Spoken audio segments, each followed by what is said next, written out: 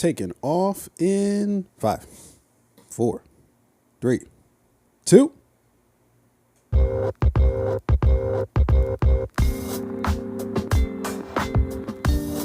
Yo, it's your boy, T.O.G. It's your boy, O Rain, real name, no games, no gimmicks. Yo, it's the motherfucking Fave Podcast, your one-stop shop for everything TV, media, and film related, along with any other goddamn thing we're going to talk about, coming to you live direct, Proof of Concept Studios. What is going on? How are you doing? I'm doing well, bro. Yeah? I feel like it's a lot going on. I've been, well, not like important shit. Yeah. You know, the shit we usually like to focus on, which is like non-important things, right? Yeah. I wouldn't consider anything we talk about on that. Well, I think just in general, like if you watch the news, right, and like we all know this and joke about this, like all the important shit flashes across the bottom of the screen very fast. The But ticker. the top important things are like, oh my God, Meghan Markle and Harry, Prince Harry are having troubles in their relationship. It's like, yo, not fucking important. But there's a bill that just passed through Congress allowing like pharmaceutical companies to like double down on the tax loops that's gonna cost taxpayers $30 billion this year. And it's but here's the thing, though, right? I think as humans, we only have the capacity to care about certain things, right? Like, so there's even people in Congress don't give a shit about all the bills in Congress, Sure. right? And so it's, I feel like it's a tough, like, I do agree generally, I think, with that statement, but it's just like, can we care about all the shit? I challenge that because I think as people, we do care about a lot of things, right? Ask any person to write down, hey, give me down a list of like all the things in your life that you care about, right? And a lot of it's going to be people, right? Family members, friends, wife, husband, girlfriend, boyfriend, kids, dog, pets, some creative stuff, work, right? My art, music, film, literature, whatever your thing might be. Yeah. But I feel like when it comes down to it, we all care about a lot of things, and we do have the cognitive capacity. Do we? That's the thing I'm challenging. I think Not sure we so. do. I think we do more than we give ourselves enough credit for, because what it does, it requires time and effort. We have the cognitive capacity. What we don't want to do is to spend our time and put in the effort that it requires to like understand and care about these things. It's easier to be like, yo, did you see that thing that Jamie Foxx posted on Instagram? And then Jennifer do you know Aniston's do you know who response? our Congress people are? That was a segue. Yeah. To that. No. I will respect the segue, and we'll get to the segue. But just like, and I'm not even trying to put you on the spot. I think what I'm trying to say, like, I barely know who the fuck our Congress people are, right? And it's because I don't really like. It's not really like in front of my face, right? There's not 8,000 people on fucking YouTube talking about this is what Sarbanes did, you know, or this is what fucking whoever the fuck our congressional House member, fucking whoever the fuck was. Like there's and unless I get subscribed to the Baltimore Sun, right? Yeah. But also, I'm not subscribing to the fucking Baltimore Sun. Like, I'm not paying it's you difficult for sure. $5 a fucking, I'm like sorry, a month or whatever. No, I was gonna say, it's difficult for sure to like understand like politics at the government level, right? Knowing who your congressmen and your representatives are. Yeah.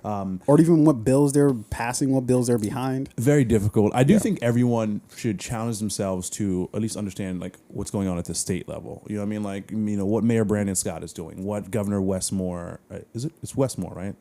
Yeah. Westmore is doing at the state level, what Brandon Scott's doing at the city level, and then like those general things that like may impact you directly. But like, I don't know who the Maryland Congressional Board is. Like, you're right, but I should, and I know that I should. But I'm trying to start at least local, and then like get myself more familiar. I think the older I get, the more I'm interested in like what's happening like in the political sphere. Yeah. Just because of, you start to realize how much decisions are being made for you that impact your quality of life. Mm-hmm. And it's like daunting. And the only way it cannot be daunting and scary is if you actually pay attention to it and you understand, like, is this thing really going to impact me? I think the hard thing is incrementality. I don't think that's a word, but it's a word for this moment. Meaning that things happen in such small chunks most of the time that they're kind of not noticeable to you until those little chunks start to add up to big chunks, you know? Yeah. And I think that that's what a lot of like politicians sort of get away with is they start chipping away at shit like piece by piece versus I'm doing whole. That's why we don't generally like fight back against shit. And then when we do fight back, you see those people who are like raging like, yo, we can't do X, Y, or Z. And you're like, I don't know, fam, it doesn't seem that bad. Yeah. And that's because we're seeing those like little chunks and we're not seeing like the bigger picture of like what this could lead to or what it will most likely lead to. And I think that grows like a bit of like apathy of just like, I don't really give a shit, dude. Like this doesn't immediately affect me. Yeah. Especially if it doesn't affect you immediately. Like if something theoretically could affect you 10, 15 years from now, you're going to be like, how much do I really give a shit, right? Yeah. You know, because I'm worried about right now issues, you know? Am I going to be able to afford my mortgage? Am I going to be able to, you know, buy food? You know, what's up with these that's why everybody is always talking about inflation because of, I'm not going to lie, dude. I went to, I think it's Harris Teeter the other day. Dude, I had one bag of food. It wasn't even like food. It was just like random, just like, it was like maybe 6 or 7 items. Yeah, maybe even 8 items total. Some blueberries. Guess how much that shit ended up like being? $45. Bruh, $70 some odd. Ooh. And I was like, I looked at the amount and I was just like, and I looked at the stuff and I was like, nah. Yeah. Math ain't math in here. I don't Yeah. This shit is I'm sorry. Continue with your segue though. What was your segue? Say your segue again. Yeah, I fucked it up. The segue Yeah. was talking about unimportant shit, right? Yeah, and yeah. then the unimportant shit that I've just been seeing all over my Instagram feed lately is like, you know, Jamie Foxx recently posted what some would say is an anti-Semitic post, right? Which I don't fucking think so. I just think he kind of made a very common joke. Might it be rooted in anti-Semitism? Maybe, I don't know. Or might it just be like kind of like what happened? Based Was it on a the joke? stories. I don't think. Yeah, Or read to it was me a what joke, he. It was a comment. I think it was just a comment. I don't think it was a joke. So let me pull this thing up here. So recently, Jamie Foxx took to, I believe this is an Instagram post, right? And in the Instagram post, all he said was, "They killed this dude named Jesus. What do you think they'll do to you? Hashtag fake friends. Hashtag fake love." Yeah, I think this is a.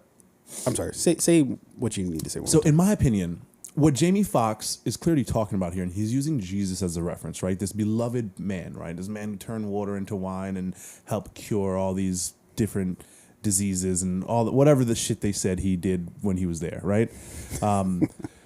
And still, he was. I like how we just fucking. Look, I'm not religious at all, but it's so funny how we just minimize Jesus. It's like, if he actually did the shit that it's like. Guy walked on water. If he did the turn shit, water into great. wine. I did that last week. Like, but there's zero proof or record of it. I can look at LeBron's stats today. There's footage. You know what I mean? I can see it. The information is there. You're talking about a guy like 15,000 years old. Are you equating LeBron to Jesus? Holy shit! Literally. He's a basketball god. I don't know what to tell you. So anyway, yeah. If you look at Jamie Foxx's post, yeah, right. I read that as he's talking about like maybe like the people in his life, work relationships, the business he's in, and he's talking about like because we all know like especially with what's going on right now in like TV and film, the writer's strike, the actor's strike, right? Everything that's going on. So I think what he's saying is, if they did that to Jesus, right? Like, what do you think your friends, your family, your coworkers, like people just in general are going to do to you, right? And specifically, he goes to hashtag fake friends, fake love. And I think he's directly talking about maybe people around him, people within his circle, because we know he just went through a health scare, right? Yeah. So, but because he brought up Jesus and people are like, oh my God, that's like immediately anti-Semitic, right? Well, do you know why they might call that anti-Semitic? I mean, again, I'm not really religious, and I just kind of just don't have that view. So enlighten me, because I could be looking at it wrong. So essentially, like I guess how it goes is that I forget who specifically it was, but apparently, like I think there were Jews that were responsible for Jesus's death, like in a very literal sense, not like figuratively speaking, in a literal sense. That's how the story goes. I forget like the specifics of it, but vaguely speaking, that's how it goes. And so when he says the post, they killed Jesus, there's a way you can read that and be like, I guess they would be Jewish people in this scenario. But I would argue that you kind of his post is vague enough, and intentionally, unintentionally, whatever it is, it's vague enough where you can kind of read into whatever the fuck it is you actually want to read into. So if you want to read that as an anti-Semitic post, you probably could. If you wanted to read into it as just a secular, like, random fucking post, you certainly could. Or it could be an attack against anyone who identifies themselves as they. You know what I mean? Like, oh, you're attacking, like, anyone. You're like, just to go further your comment, like, anyone could look at this thing and be like, I'm going to take it personally because I see a word in there, and that word I feel like he's talking about me or people who identify in a way that I identify. Or you can take this man's post, and clearly he's talking about like hashtag fake friends. That means that he's talking, more than likely, he's not talking about Jewish people. He's talking about people around him that he may or may not at one point have identified as friends. Again, I think I'm kind of bowing out of this one because kind of maybe how you started is I just don't really care. Like, yeah, that's the number one thing. Yeah. But the only reason I brought this up is because of how stories like this, which more than likely this is just a miscommunication or misunderstanding or misrepresentation or any word that starts with miss, right? And for some reason it has spiraled, right? And here, let me tell you why it spiraled. Because one Jennifer Aniston, she liked it, and then she had to like she liked it, and then she unliked it. Then she came out and she says, "Oh, this really makes me sick. I did not mean to like it. I want to be clear to my friends and anyone hurt by this showing up in their feeds. I do not support any form of anti-Semitism." Now, here's the thing. It was never even confirmed. And like, here's how like the media can just run with any story, right? Yeah. It was never even confirmed that Jamie Foxx meant this in an anti-Semitic way, right? So, but Jennifer Aniston liked it. She has a large following. He has a large following, right? And she liked it, unliked it, and then put out the statement. So now, a comment that probably wasn't even anti-Semitic. And again, I don't want to speak for him. I don't want to speak for anybody, but like just the way I read it. Yeah, I know. Right? Next week he's going to come out like Kanye. Well, I'm going DEFCON 18 on the Jew. All of his Yeezys. Oh my God. Let him wear some Yeezys, right? Yo. Shoes he bought. If he bought these shoes 5 years ago. No, he has to get rid of them. He can't wear them anymore. No, he can't. If I'm Jamie Foxx, I'm wearing them anyway. But at the same time, that might fuck his money up. So I don't know. Either way, it just seems like what happened here is it's like trial by media, right? Or, public trial. Like, so you say something, people who are quick to, here's how I feel about what you said, even though I don't fully understand it. They shout their opinions online.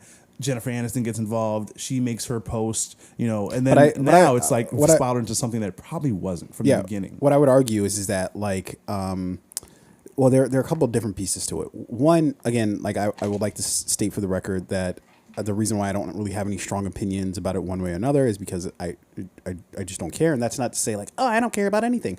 No, I just don't care about this particular thing because it'll be, 2 days, we would have all forgotten about this unless you're Jamie Foxx agent, in which case you care very much that, we get to the other side of this.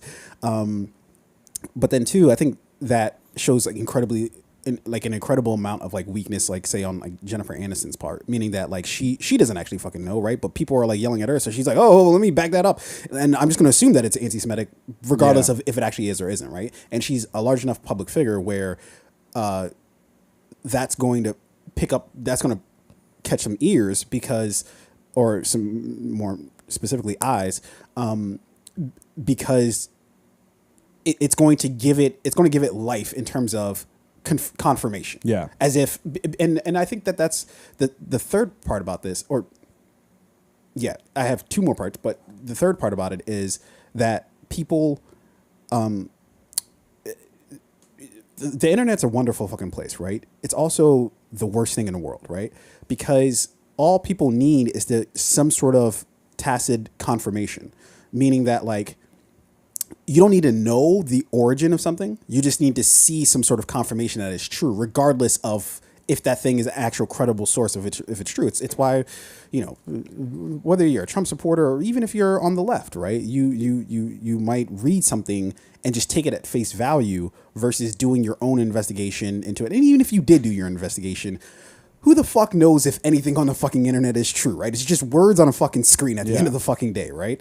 And people like to like, oh, look at this study, look at that study, and it's like, motherfucker, you don't know how to fucking read a study. Shut the fuck up. Like,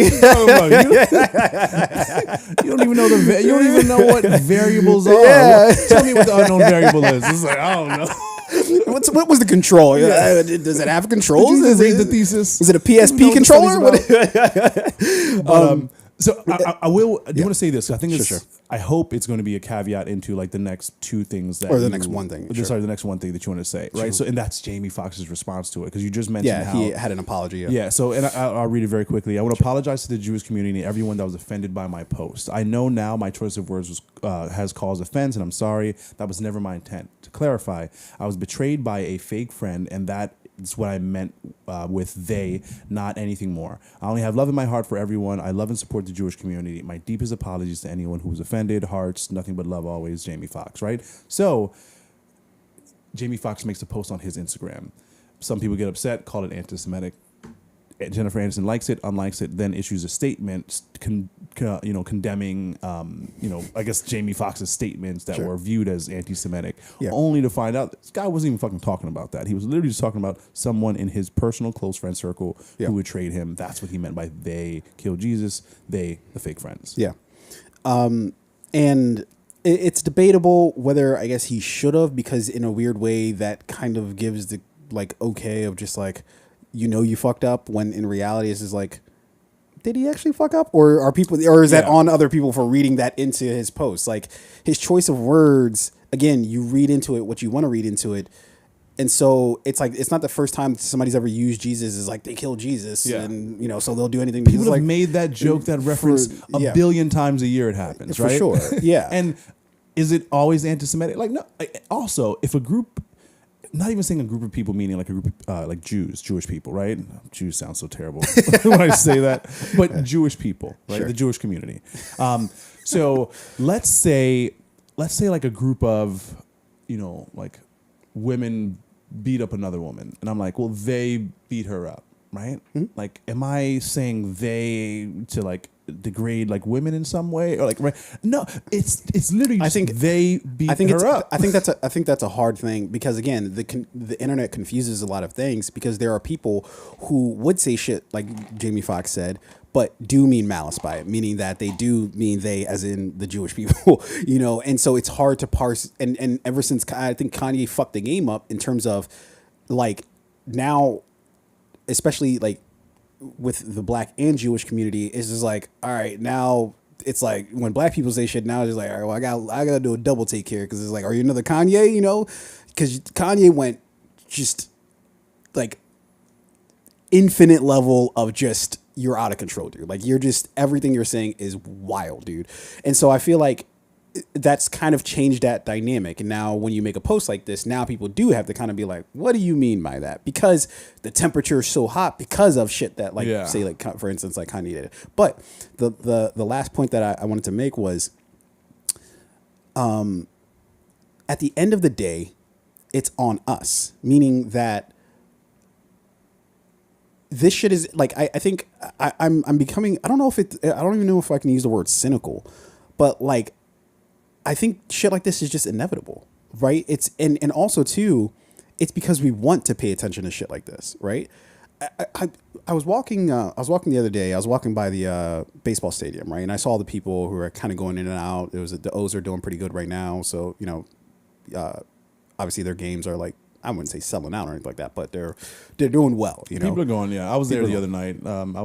I wasn't surprised at how many people were there, because it's just a beautiful night. So it's like, why not be at those games? Yeah. We're playing the Mets, beat them like 10-2, which is that's like a football. It's like a low scoring football game. Yeah. Right. 10-3. But I was like, damn, I was doing good. Fans are out. It was a beautiful night. Like it was a good vibe. Yeah. Right.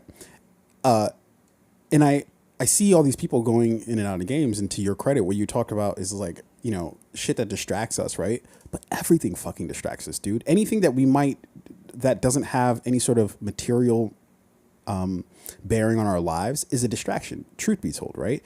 Sports is a fucking distraction. Fucking music to some degree, unless you're, the one producing the music, is a fucking distraction. I wouldn't call those things distractions. I would say that they're important. No, they're important distractions. They're important to you, right? Or, you know, whoever might value them, but they're not necessary, right? Sports isn't necessary. It's an entertainment thing. And again, unless you're the person who's playing the sport, right? If the O's are playing to an empty fucking stadium or a ball field, then okay, like in my brain, that actually makes more sense because it's like people are out doing shit that's actually important to them. At the end of the day, sports, it's just seeing people hit a fucking ball or throw a ball or kick a ball or do something. Like, none of this really fucking means anything. You know? I would disagree a bit. Why would you disagree? I understand. I do think sports and music and art and things like those and like literature are important pillars of like human civilization, right? Like, it is how we record moments in time, is how we record emotion. No. Literature, yes, but the rest of the shit, no. Even music, right? Like some of like, you know, the most beautiful songs are just okay. like I'll even grant you music. Like I'll even grant you music, but sports, no. So there's no way I'm going to abide by why, this, right? Sure. And like some people would say like film, right? We talked about this yesterday. Like, what would be no. Stick to sports. Right? Sports has a way of uniting people. Like look at a team's like a city's sports fan base, right? Mm-hmm. Like certain things happen if your team wins a Super Bowl, right? Yeah, they generally everybody see goes crazy, sure. a reduction in crime. You generally see for like 12 maybe hours. If your city loses, but like you do see generally a reduction in crime, an increase in birth rates again like for like a day. Not like within. I think it's like within like a year up to the time. There's no fucking way. I want to look. Yeah, sure, go ahead. No. What study are you referring to, or what thing?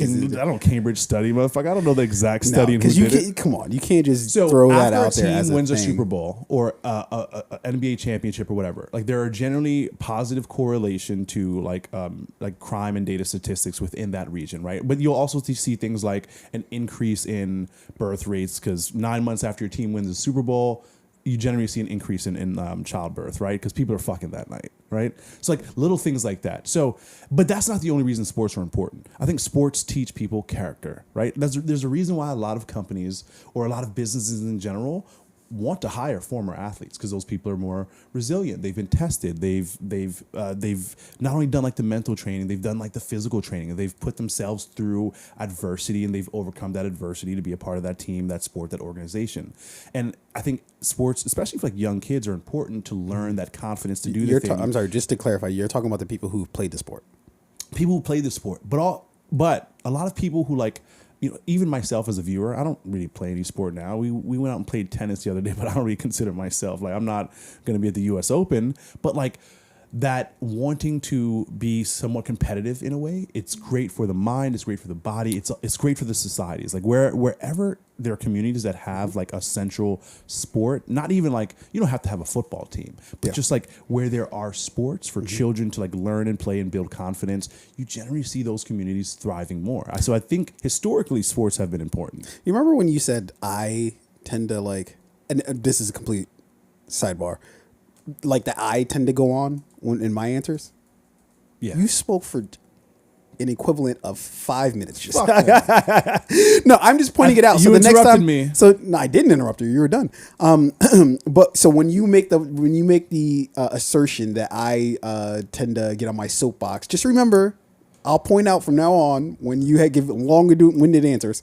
I want to time track it. I do want to time. It was probably 2.5 minutes. Either way, it felt like 10. I'm talking about the people watching sports. If you're playing sports, I feel like that's a different story, right? Mm-hmm. You're exercising, you're having some sort of physical activity, you're understanding how to play within the context of a team. Sure, I get all that. It's materially affecting your life. For people who are sitting their ass on their fucking couch watching it, even paying their ticket to go to a fucking ball game, I'm not saying that this can't be a wonderful. As a person who loves sports, I love sports.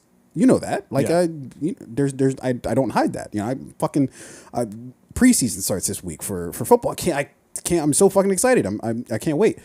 But I can't help but I can't help but notice that as you talk about the idea of distractions, what I'm saying is we do it to ourselves, right? And we do it because there could be nobody paying attention to this Jamie Foxx thing. As soon as Jamie Foxx makes that statement, 0 people could give a fuck, and it just passes by as like another comment. Jennifer Aniston could like, dislike, whatever the fuck she does. People could not pay attention, right? But we love the fucking train wreck, right? We love to, and also too, we love to have opinions about things.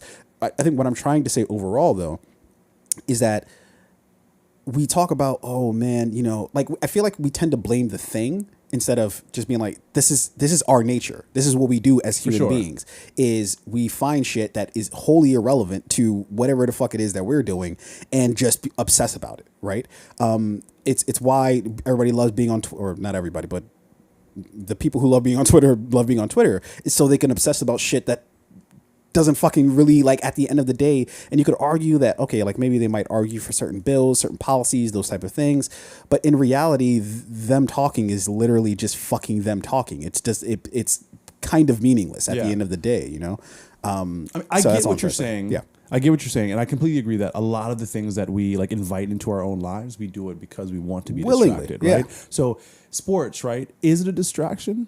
It can be. Or it could be something that like is generally important. Come on, can you just admit, if you're a fan of sports, I'm not talking about the players. Yeah. Right. If you're a fan of sports, and you might disagree because it sounds like some sort of negative connotation, which I think it has negative connotations, but I'm saying it's one that as humans, I don't think we need distractions. Is I think at the end of the day, right? If it's something that is a part of like human life, right? It is a pillar in our lives. Music, film, literature, poetry, sports, like whatever your thing is, I do think there is a distraction between like, or there is a distinction between distraction and then like things that are important parts of like human life, right? So is the new TikTok dance craze that people are doing, is that like a fucking distraction? I think that's a distraction. Yeah, but to you is sport, like the actual, like is soccer, the actual institution. It's absolutely the World Cup. This is like not even a controversial. I don't think this isn't even a hot take. This is just a regular. I don't think the World Cup is a distraction. I think the World Cup is one. Are you kidding me? It is one of the like soccer is one of the oldest, greatest sports. No. You can say as many words as possible, right? But at the end of the day, it clearly is a distraction. I think this just comes down to maybe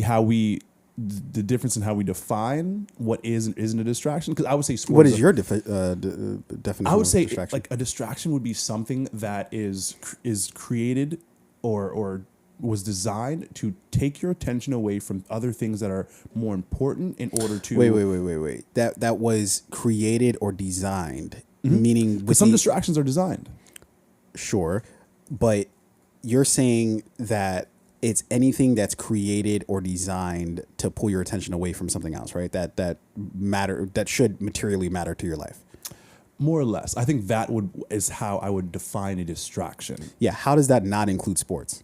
Because sports, right? This is an organization that like soccer dates back to fucking. You're just saying a lot of words.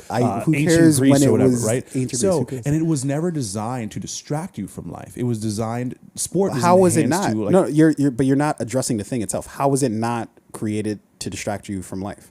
Because it was created to like enhance life, right? Humans by nature we have a tendency to organize and we want to play games together. It's a game, right? Yeah. So soccer is a game. Soccer is a game. Listen, by nature, we have a tendency to organize, right? That's human nature. And we organize and we like to play, right? So playing organized games is a way to take our human nature, organize it, and put it in a structured game in which we can use this thing as like a metric to judge, your level of confidence, your level of like athleticism, like those things. So it's not a distraction. Would you say video games are a distraction? Generally, and this is where we come down to, some people would see it as like, for example, studies show that. How do you see it?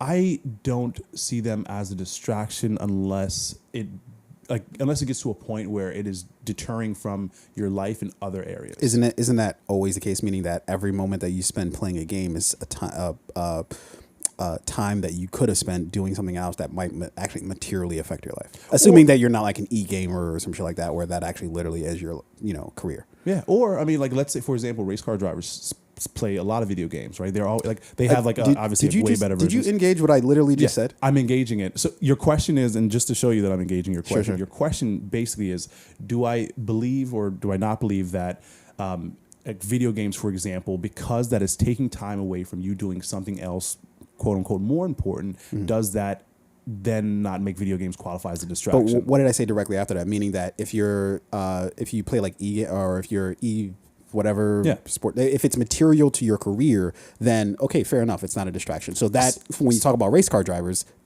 they're lumped in there because you're saying that helps them in terms of their career. Sure, but we also know that studies show that young kids who play studies? video. The next time you look it up. cite a study, as I'm speaking, no. It's not incumbent upon me. If you're saying the study, so what I'm not going to do, what I'm not going to do is in the middle of a podcast go and find you the study and the act because that's a waste of our listeners' But I could say studies show that Iran is wrong 90% of the time. So then while I'm speaking, you can just Google it. Google what? Give me something to Google. The impact of playing video games on children's cognitive ability to like learn, understand, and reaction. Okay. So I just told you what the study was about. No. Let me get this one thing out. But when you reference a study, right, that means that you've read a study, right? Yep. Unless I'm mistaken about that. Yep. Okay. So if you've read a study, then I'm assuming that you know what study you read, and then you can be like, "Oh, according to Pew Research." That's true. Or that's whatever. fair. That's fair. So stop but if referencing studies. If I read a study, or especially if I didn't read all of the study, if I like read that, like because a lot of times what we do is we skim when we read, right? So like let's say fucking the University of Maryland, Baltimore Medical School puts out a study on like how playing video games allows your brain to do A, B, C, D, D, whatever, right? I may read or skim the study.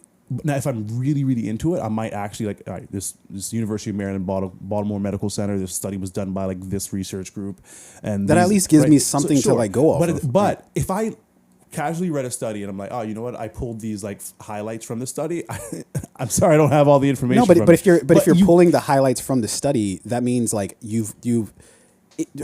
So I'm pulling the highlights, but I may not be. I think what you want is like the publisher. No. I just want literally anything. And I'm telling you, like, give me anything. I'm giving you the highlights that I recall from the study, except for the name of the research group. I'm sorry, I don't have the university. That's fine. I know you want the week, the date, the time, the month. That's not what I'm saying. But fair enough. Keep going. I know you want all that. I'm sorry, buddy. I don't. I just want literally just Pew Research. Video games. Studies show that children who play video games, young people who play video games, what video games actually do have somewhat of a positive impact on kids' minds, right? It enhances reaction time, the ability to like make quick and confident decisions, right? What was your definition of distraction again? Something that was either created, whether intentionally or unintentionally or by design, to distract you from other things. That and are, like, maybe you don't more think that video games can fit into that bill? But what if like playing a video game can impact a child's confidence?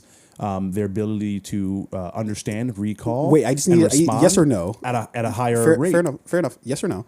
Do you think video games fill into the definition that you just had of distractions? No.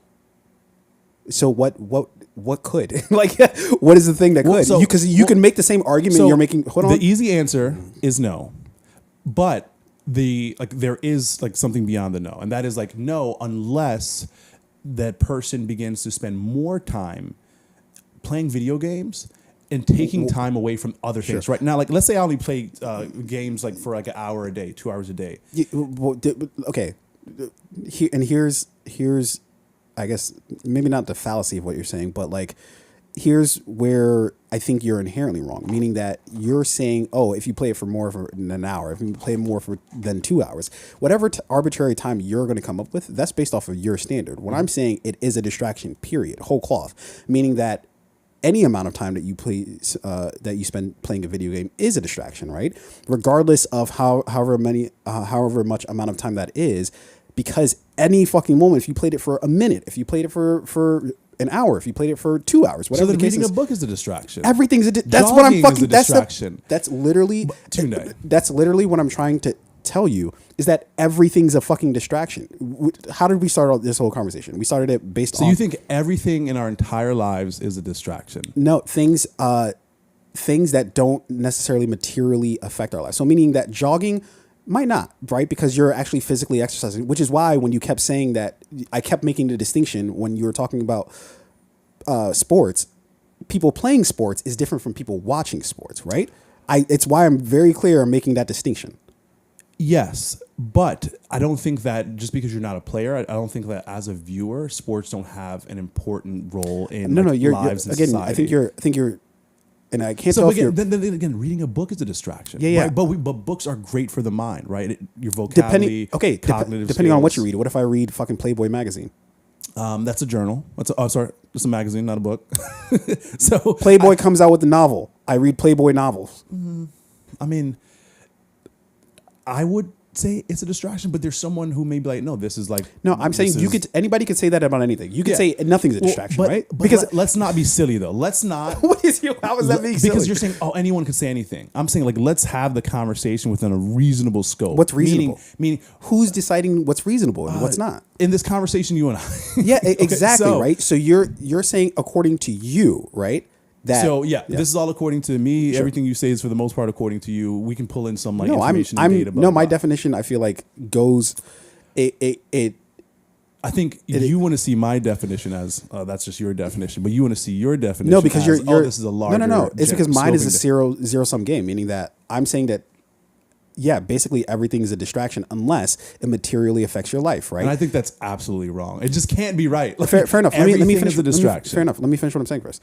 The reason why I think mine is more sort of universal is because it can be true in any sense of the way, meaning that literally anything can be a distraction based on your life. If it doesn't, based on the fact that it doesn't materially affect your life. Like, so for instance, reading's good for you, right? I'm not saying that it's not. And again, I think you're basing this off of if something's a distraction, then it's negative. Something can be a distraction, but can lead to great results for you, right?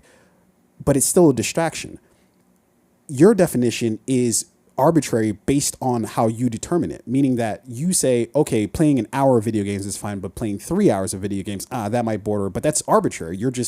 That's just you making that up, right? But again, like, what if it depends on what type of game you're playing, right? What if you're playing a game that challenges, like, so for instance, I do this, these brain exercises in the morning, right? That might take me, I don't know, an hour, not even an hour, but it might take me some amount of time to do. It's literally how I start my day. Somebody might say, okay, that's a distraction, but I don't view it as a distraction, right? But, I don't view it as something that's non-material to my life because it's actually helping my brain sort of navigate. But those are all qualifiers. But you still believe that's a distraction. It's still a distraction nonetheless, though. And again, unless it's material to your life, I love the Green Bay Packers, right? I love watching their games. I love watching. There's a conflict there. Sure. It is a distraction. So like you think for the most part everything is a distraction, right? Unless it is material to your life. Yes. Right? So, but what if someone says, hey, this thing is material to my life, right? Gaming for an hour or two a day is material to my life. How so? Because I want to become a software developer and make video games. Okay, fine. Right? So, Sure. But you did start off by saying it is a distraction. How is there a conflict with what I just said? So what I'm saying is like you think everything is a distraction unless you get that individual account of whether or not it is material to that person's life or not, right? So it is then you need them to validate for you that it is not a distraction. Them? What are you talking about? So for example, you say video games is a distraction, right? There are people who are like, no, it's not. Like it brings me joy, it brings me happiness, it increases my response time, my cognitive skills, my confidence, right? Sure. So all of those which are essential to human life or maybe that person's life, which is why I hesitate to say, that's a distraction because I know it is like video games or books or music or movies can be positive to enhance the human experience or human life in not a distracting way. It becomes a distraction when that thing is being used intentionally to take your mind off of something equally or more important. Or how do you? Okay, fair enough. But you can.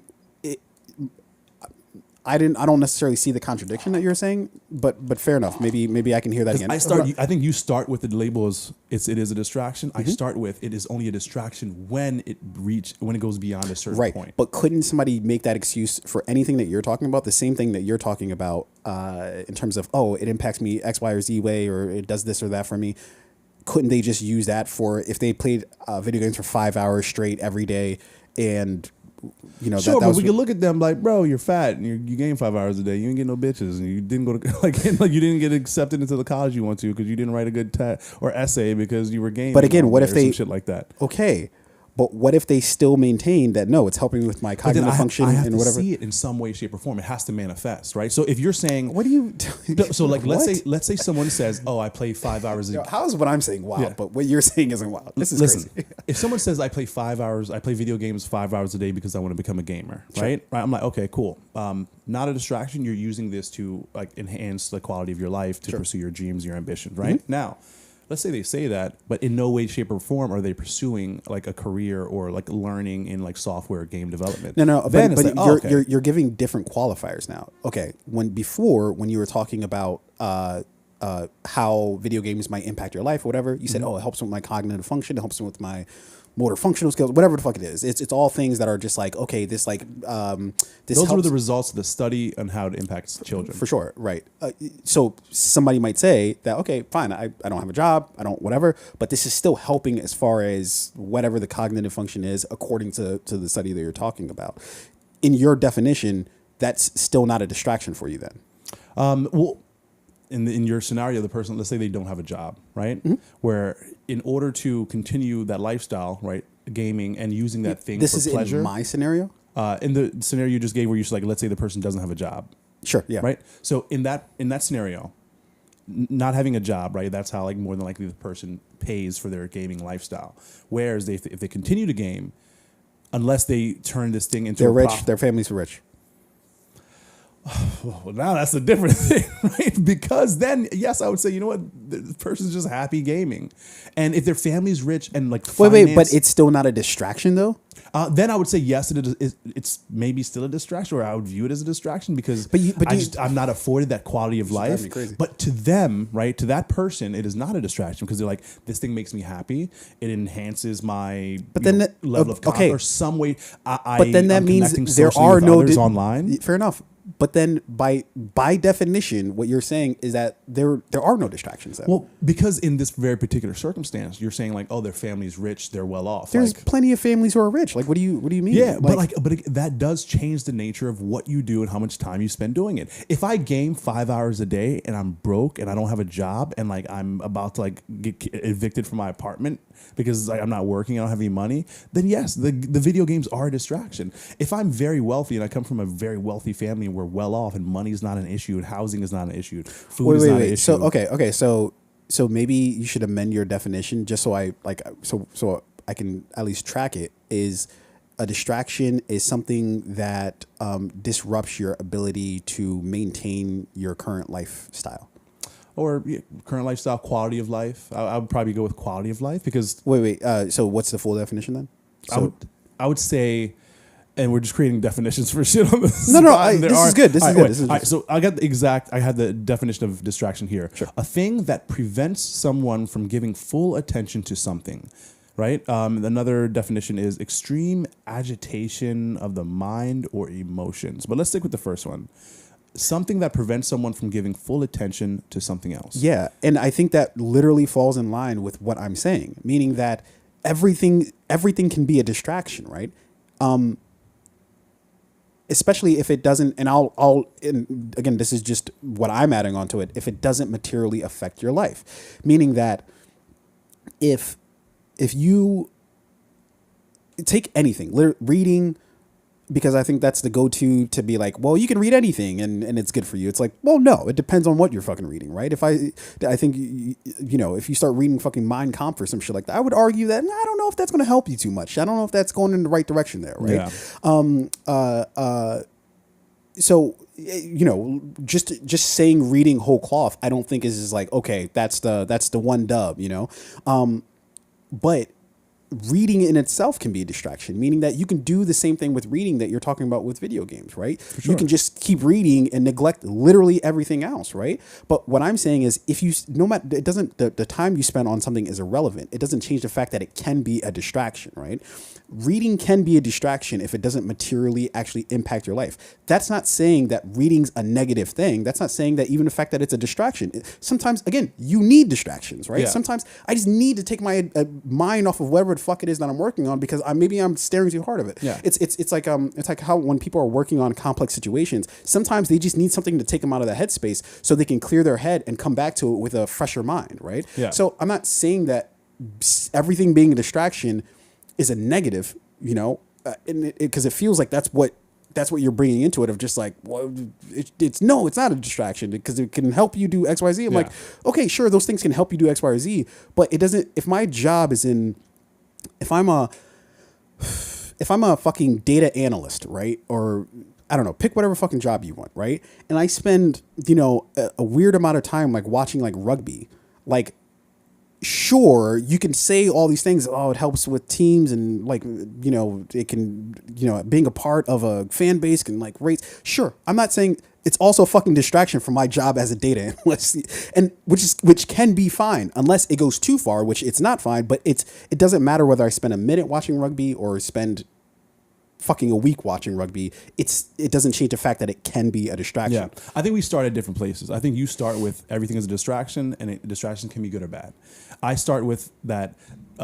Anything like, you know, whatever a person decides is like, you know, hey, this is a thing that brings me joy or happiness. Like that is for the most part a good thing. However, it can become a distraction if too much time is allotted to that thing and taken away from other things that are equally as important or more important. Yeah, all I'm saying is your definition then puts some sort of time emphasis on it, which is arbitrary to you. That's the only thing that I think is flawed in what you're saying. Yeah, but like, I'm not the one who's determining the time, right? I think what determines the time is the amount of, and this is where it becomes like very granular and individual. What determines how, you know what, 5 hours a day, that's too much time. Maybe 2 hours was fine, but 5 hours a day I feel is like too much because I feel like you're betraying the actual literal definition of distraction. And read that definition one more time. Let's see here, and I don't even. So I just Googled it. This is just this is definitions from Oxford Languages. Same place you got that study from. It's so it's a thing that prevents someone from giving full attention to something else. Yes, which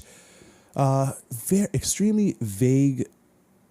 Because yes, because like, anything can be distraction. I don't respect that definition, to be honest. It's just fuck Oxford. So I think that does like you know it leans more towards your point, but like you know, again, what it doesn't clarify is, you know, whether the distraction is good or bad. And I think I'm trying to say. That distinction is important.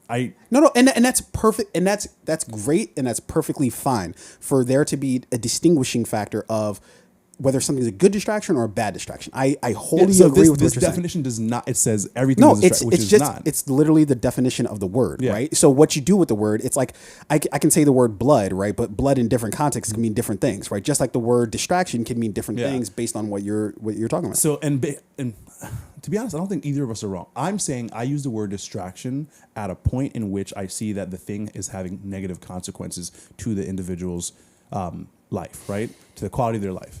And I think you use the word distraction to say everything is a distraction, but not all distractions. Some are good, some are bad. Well, I say that because I think it's a way to explain how we interact. Like, so for instance, this whole Jennifer Aniston, Jamie Foxx thing, I think it's a way to try to explain that, meaning that, well, why are people paying attention to it? Well, it's because it's a fucking distraction, but everything's a distraction, right? And that's my whole point from the beginning, is that I used to look at that as like why the fuck is everybody paying attention to this when it doesn't really fucking matter? But then I went down a rabbit hole of, well, why do I pay attention to shit that doesn't really actually fucking matter? Like, I watch sports a lot, and that doesn't really fucking matter, you know? I think I'm just careful to use that word, right? Because it does have a negative connotation. When we're speaking about things that like are materially good or bring people joy or happiness, right? That is a positive thing. I'm not going to use the word distraction because it could then paint a negative picture on that thing, right? That, oh, you're wasting time because you're watering. Like I don't think so. For example, I spent an hour and a half the other day repotting like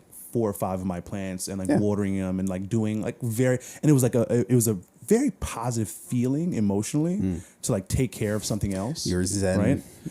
Your zen. It was garden. Like I did get lost in like an hour and a half of just like repotting the plants and like pulling the roots and fresh soil and all that stuff. No, I think everyone needs to find a positive outlet, right?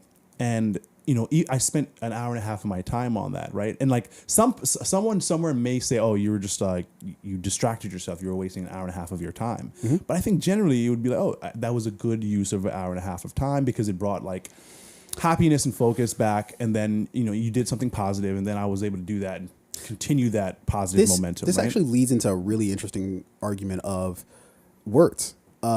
Because I think a lot of times, and so I did a show for a news outlet here in Baltimore like a while back, and one of the things was one of my like staple or one of my one of my rules for the show was that we're not going to use a lot of like fancy fucking college terms and shit like that, because ordinary people don't talk like that, and I want them to understand what I'm saying versus like just flexing on like, oh, I know what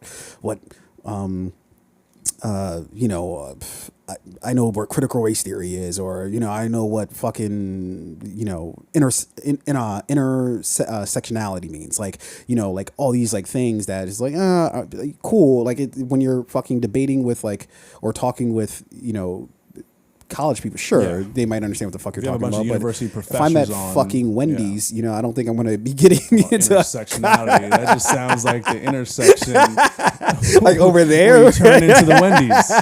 Which street are you talking about?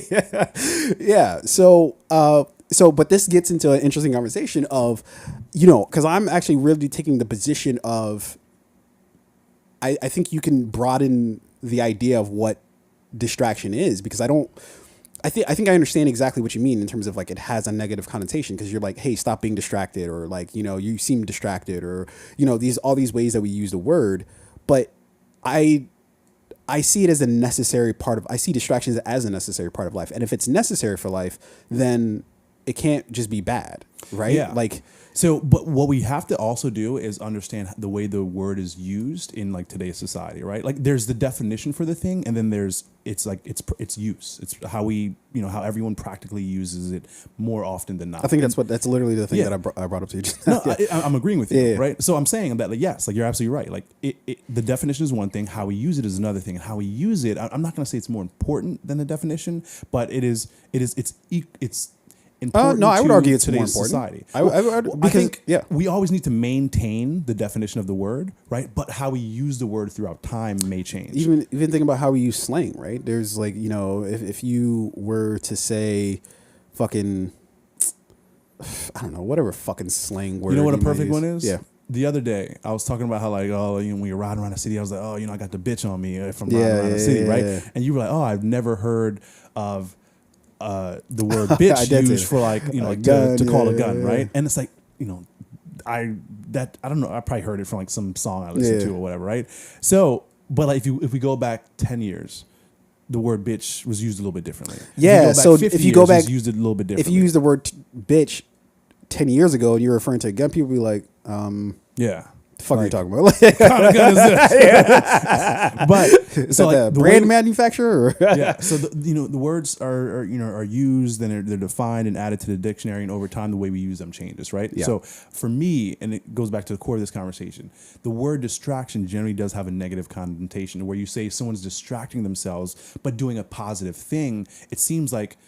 It may seem like, that thing that they're doing is not positive, or you don't think it's positive, and it's like in some way negative. But to your point, it is just, I'm just using a word, right? Yeah. And unfortunately, that word has a negative connotation, which is why I hesitate to use that word distraction if it is something reclaiming positive. The word distraction. All right? Fair enough.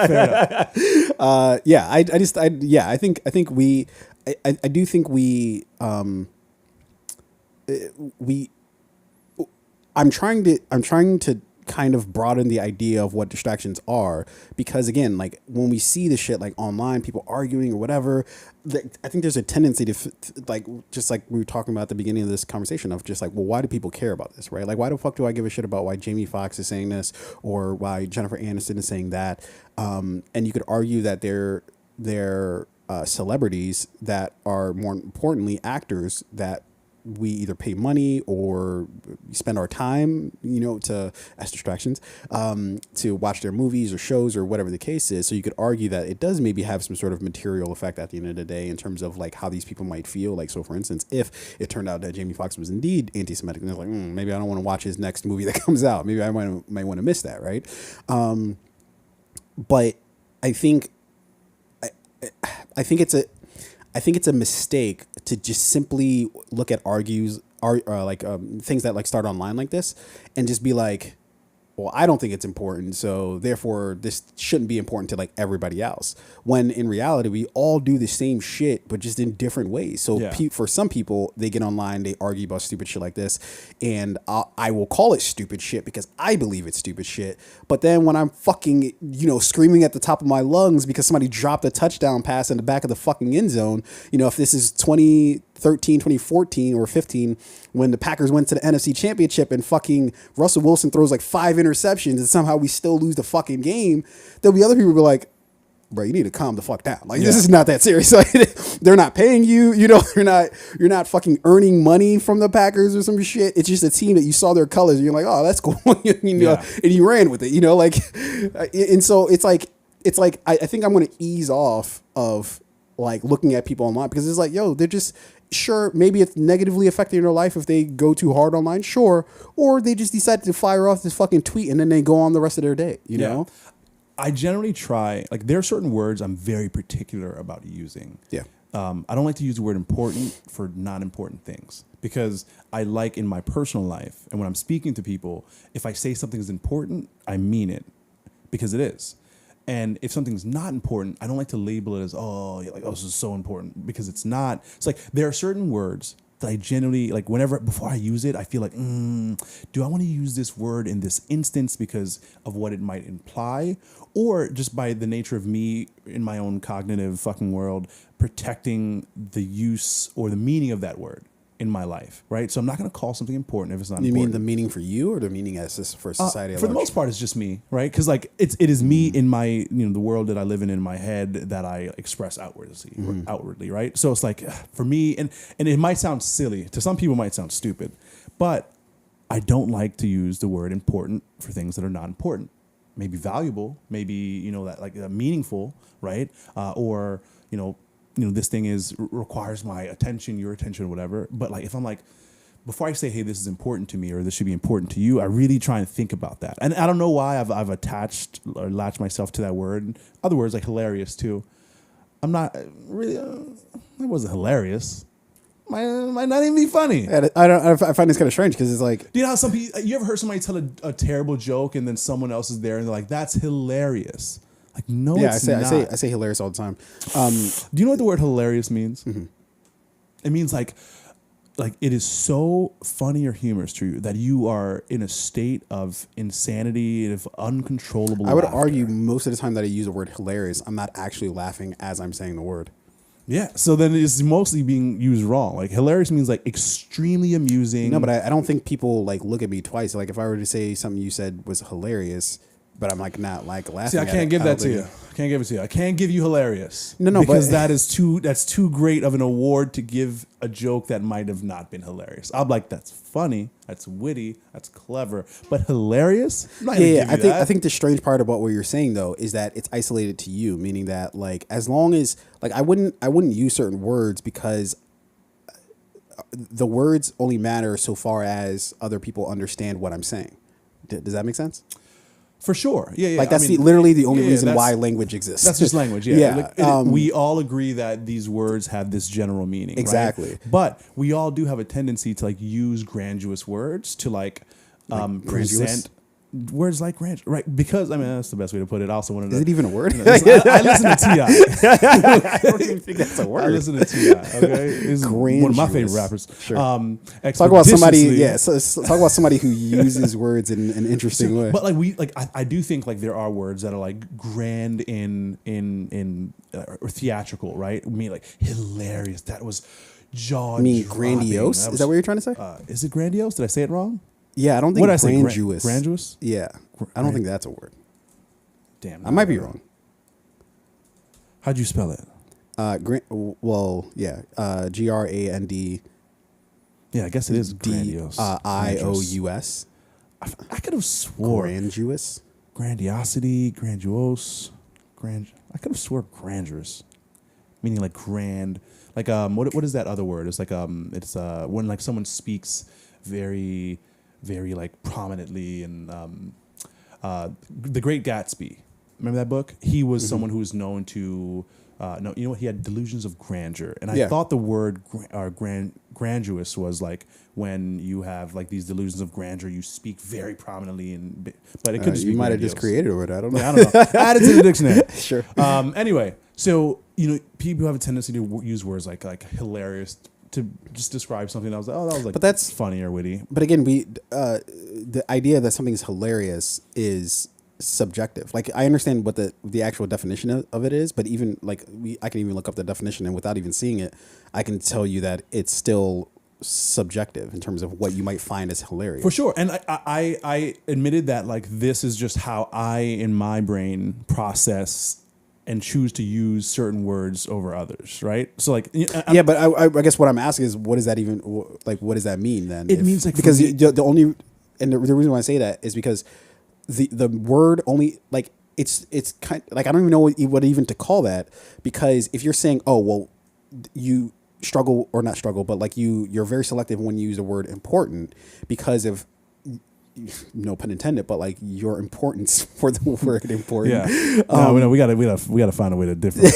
way to word that. How you value the word importance. Yes, like Sure. it's the weight of it, the emphasis, whatever, Sure. Something else, something along those lines. But the weight of it is only sort of measured by how the other person takes it in, meaning that you would have to know how they see the word important. Like, because even if you meant that something's like, yo, this is actually fucking important, that's why I'm using the word important, they might just view it as, yeah, okay. Sure. I don't really value that word that much, so I'm not really putting that weight on it. So, yeah. Okay. You know what happened one time? It's a true story, and it's going off topic here. And we can talk about some movie shit. I remember one time at work, I used the word exceptional to describe someone's work. Yeah. And they took offense to it. And I in that moment, I just realized like they didn't know what the word exceptional meant. They thought I was like saying that like this is nice, but like with the exception of like you need to make these changes. I think that's because they saw they heard the word exceptional and they thought about all of the different variations of it. Yeah, like accepted, unaccepted. I don't know. I don't think unaccepted is, because that would be ACs anyway. I think unaccepted is a word. But you would spell it like UNACC, not UNEX, right? Well, you could say one is accepted, one is accept. No, like, you could say unexceptional. Like you could say unexceptional. You're not exceptional. Yeah, true. I went with like unaccepted, which okay. I don't think unaccepted is a word. Maybe if something's unexceptional, then I guess maybe it was unaccepted. I don't know. You wouldn't use that spelling. Either way, I used the word unexceptional, and she took offense to it because she, I could tell in that moment she probably, maybe just like a memory, just I kind of like just forgot what the meaning of that word. It's a very positive thing, sure. But it is not as like, it doesn't sound as good as great. Like, oh, that's great. People, that's easily digestible, right? Yeah. But if you say like, oh, that's stellar, to someone who's not used to hearing that word, it may sound like, oh, like, do you not like it? Yeah. It's unexceptional. It means like this thing is literally without exception, right? It is wonderful. There's nothing bad I could say about it. But you mean exceptional? If you're saying something is exceptional, not unexceptional. It's exceptional. Meaning like in no way can I find an issue with this thing. It is exceptional, right? And again, in this situation, she just like didn't take a liking to the word, and I kind of like explained it to her a little bit further, and then she understood. And I think later on she was like, dude, like I don't know why I like felt that way about that, because I know what that word means. I just had like a little memory brain fart or whatever, right? Yeah. So the point of that is like the way that we use words to, in the instances that we use them and to who we're using them with, can have a great impact on like how we are understood, right? 100%, yeah. But also I do make a point personally, not to say that my way is the right way, but I do try and make a point personally to like use certain words only in certain instances where I like really mean that word. Yeah, it's like when people have issues with saying the word like love, right? Like, because for different people it meant like or it means different things, right? Like, so if somebody might say I love you a lot, and another person might rarely say it because the other person like puts more weight on it, that it means something maybe a little bit more, or that they just don't have like a problem with expressing that often, right? But I think it behooves of you to kind of, and I think the people who are like kind of more socially sort of aware are able to sort of more quickly diagnose who their audience is, to use words to like, which is why it kind of brings me full circle to that. So when I was working on that show, of why like I knew for our audience, or that the audience at least that I was trying to garner, like that I wanted to use words that weren't like if you words of just like, how are you using that? That it's just like common. Everybody understands the common what the vernacular. fuck I'm saying. Even when you say common vernacular, right? That you don't fucking understand what you mean by that. True. And I'm not even trying to say like I'm fucking stupid. I told you I do the brain games. One of my worst ones is like any sort of like spelling scenarios, right? I suck at it. I'm terrible at spelling, at definitions. I'm terrible at it. What's your right? least favorite word to spell? Any word, like I don't give a fuck. You know what word? All words. I hate spelling the word restaurant. I always forget the U and the A. Oh man, do you want to talk about embarrassing ones? Wednesday. I It literally, took me a long I have to time. like sound it out. Yes, that's exactly what I do. You just sound like an idiot in your own mind. I'm embarrassed. It's only me in there. Me and the other versions of me. But I'm embarrassed. Yeah, I go into a idiot. In my mind, I go into a corner and I'm just like, all right, no one's here. WEDNESDAY. Got it. You have to like phonetically sound it out every time you fucking spell the word. Yeah, like so I suck at and like it'll also be words that are like really just like simple fucking words, and I'll just like and I think it's because I think too much, and if my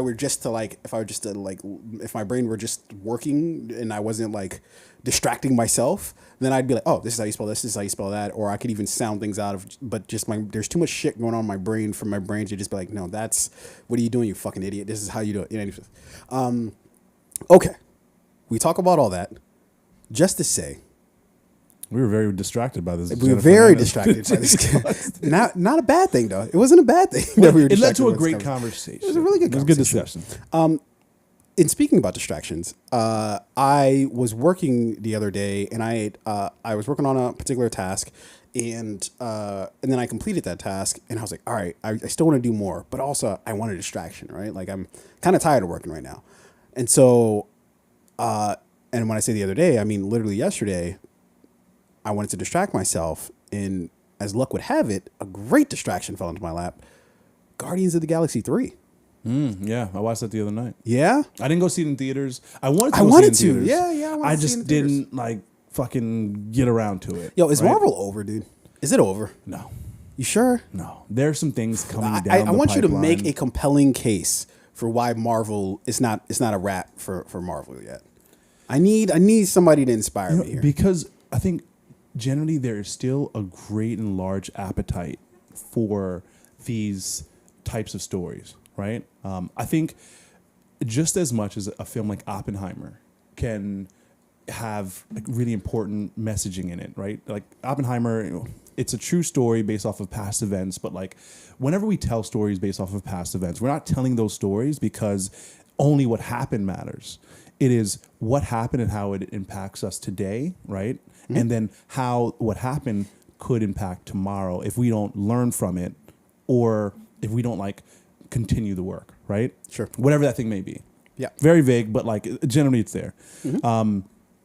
When I look at Marvel and I look at their storytelling, dude, I think Infinity War and Endgame were like two of the greatest movies I've ever seen in my life, right? Not only because of all the theatricality, right? But also because of like the stories, the messaging, the relationships, and that I think Marvel does that well, way better than better than DC. We know that, right? I need you to convince me that they're not just living off the fumes of Infinity War Endgame. So let me look at. I'm going to pull up some of the upcoming Marvel projects, right? And then I'll talk about.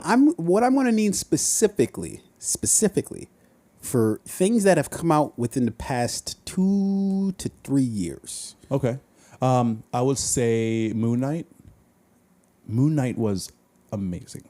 Moon Knight was a pretty good. I would argue that even if you go back to our conversations when it came out, we would say that it was pretty good. Amazing. Maybe I'd stop just short of saying amazing. Now here goes those definitions of words. That we true. about. Right? Like use of words. I personally think Moon Knight was amazing. I think like the casting was great. I think the storytelling was great. It was very consistent with the comic book. Yeah. I think Moon Knight, the conversation brought up was a lot of like mental health, because like that is what this character has. They have a mental disability, right?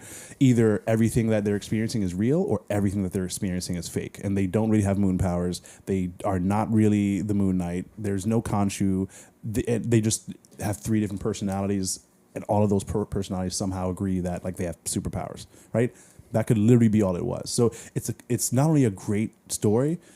It was like theatrically, like how it was filmed, how it looked was beautiful. I like the. Like, oh my god! I don't need you to write an essay. Just it was good.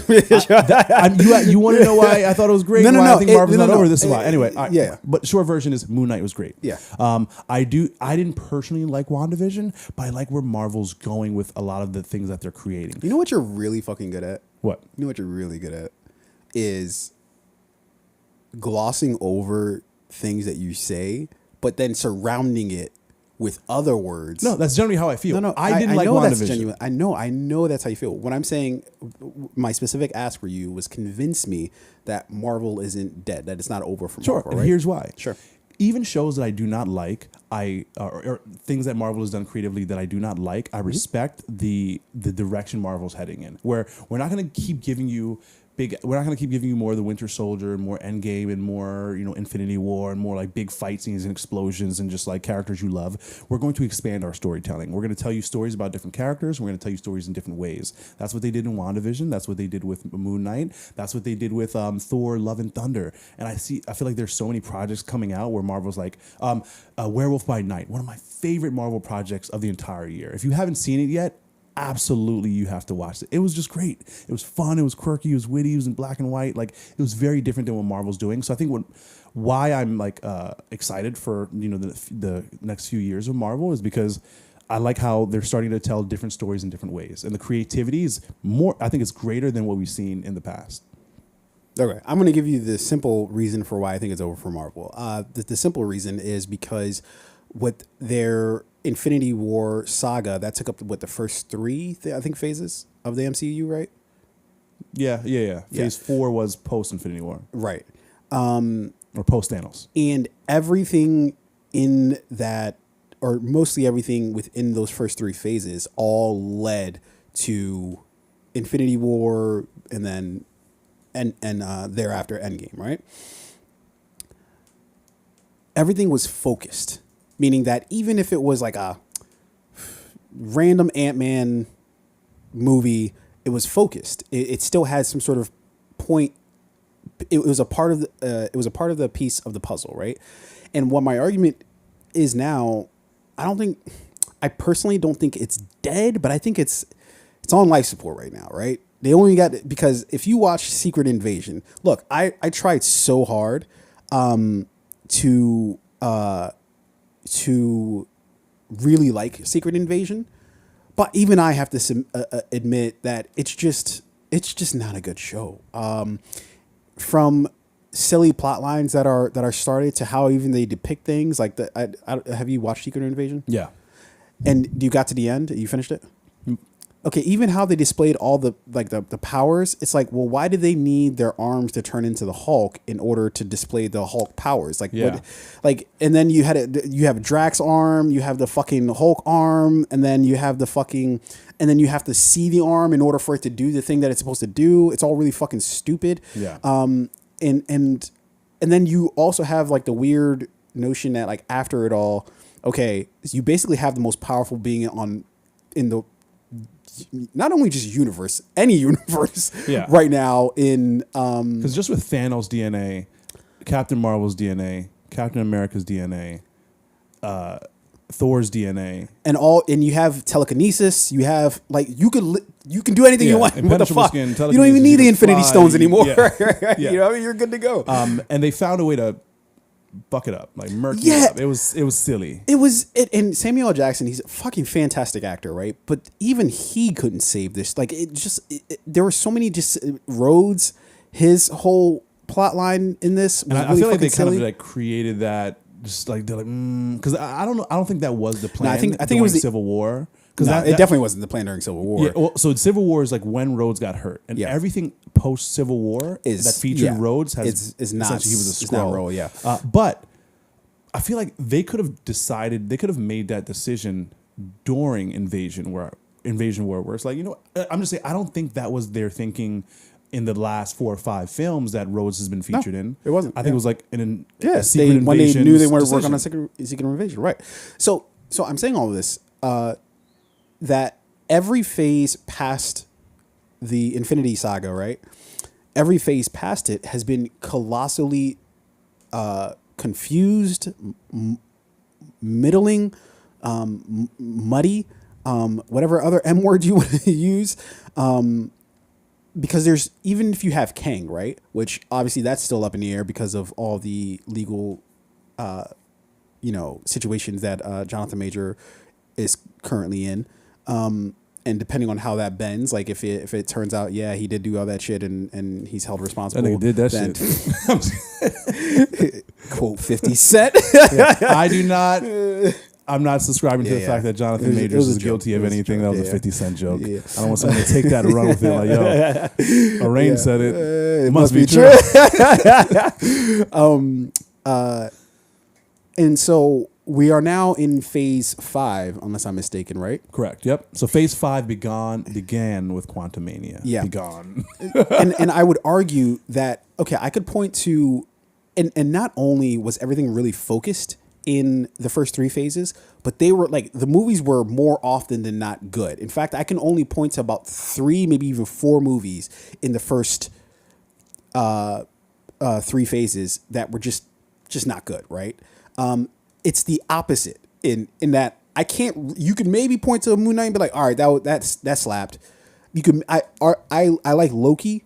I thought that was pretty good. Yeah. You talking about in phase 4? Like 4 or 5, whatever phase post Endgame, right? Okay. It doesn't matter what phase you're talking about, because I think we've had one phase and now we're in the middle of another phase. Remember the Defenders? Oh. Well, that to be fair, that wasn't a part of Marvel's whole thing. Yeah. That was Netflix doing. So I think phase 4. I just want to add an individual here. Phase 4 included.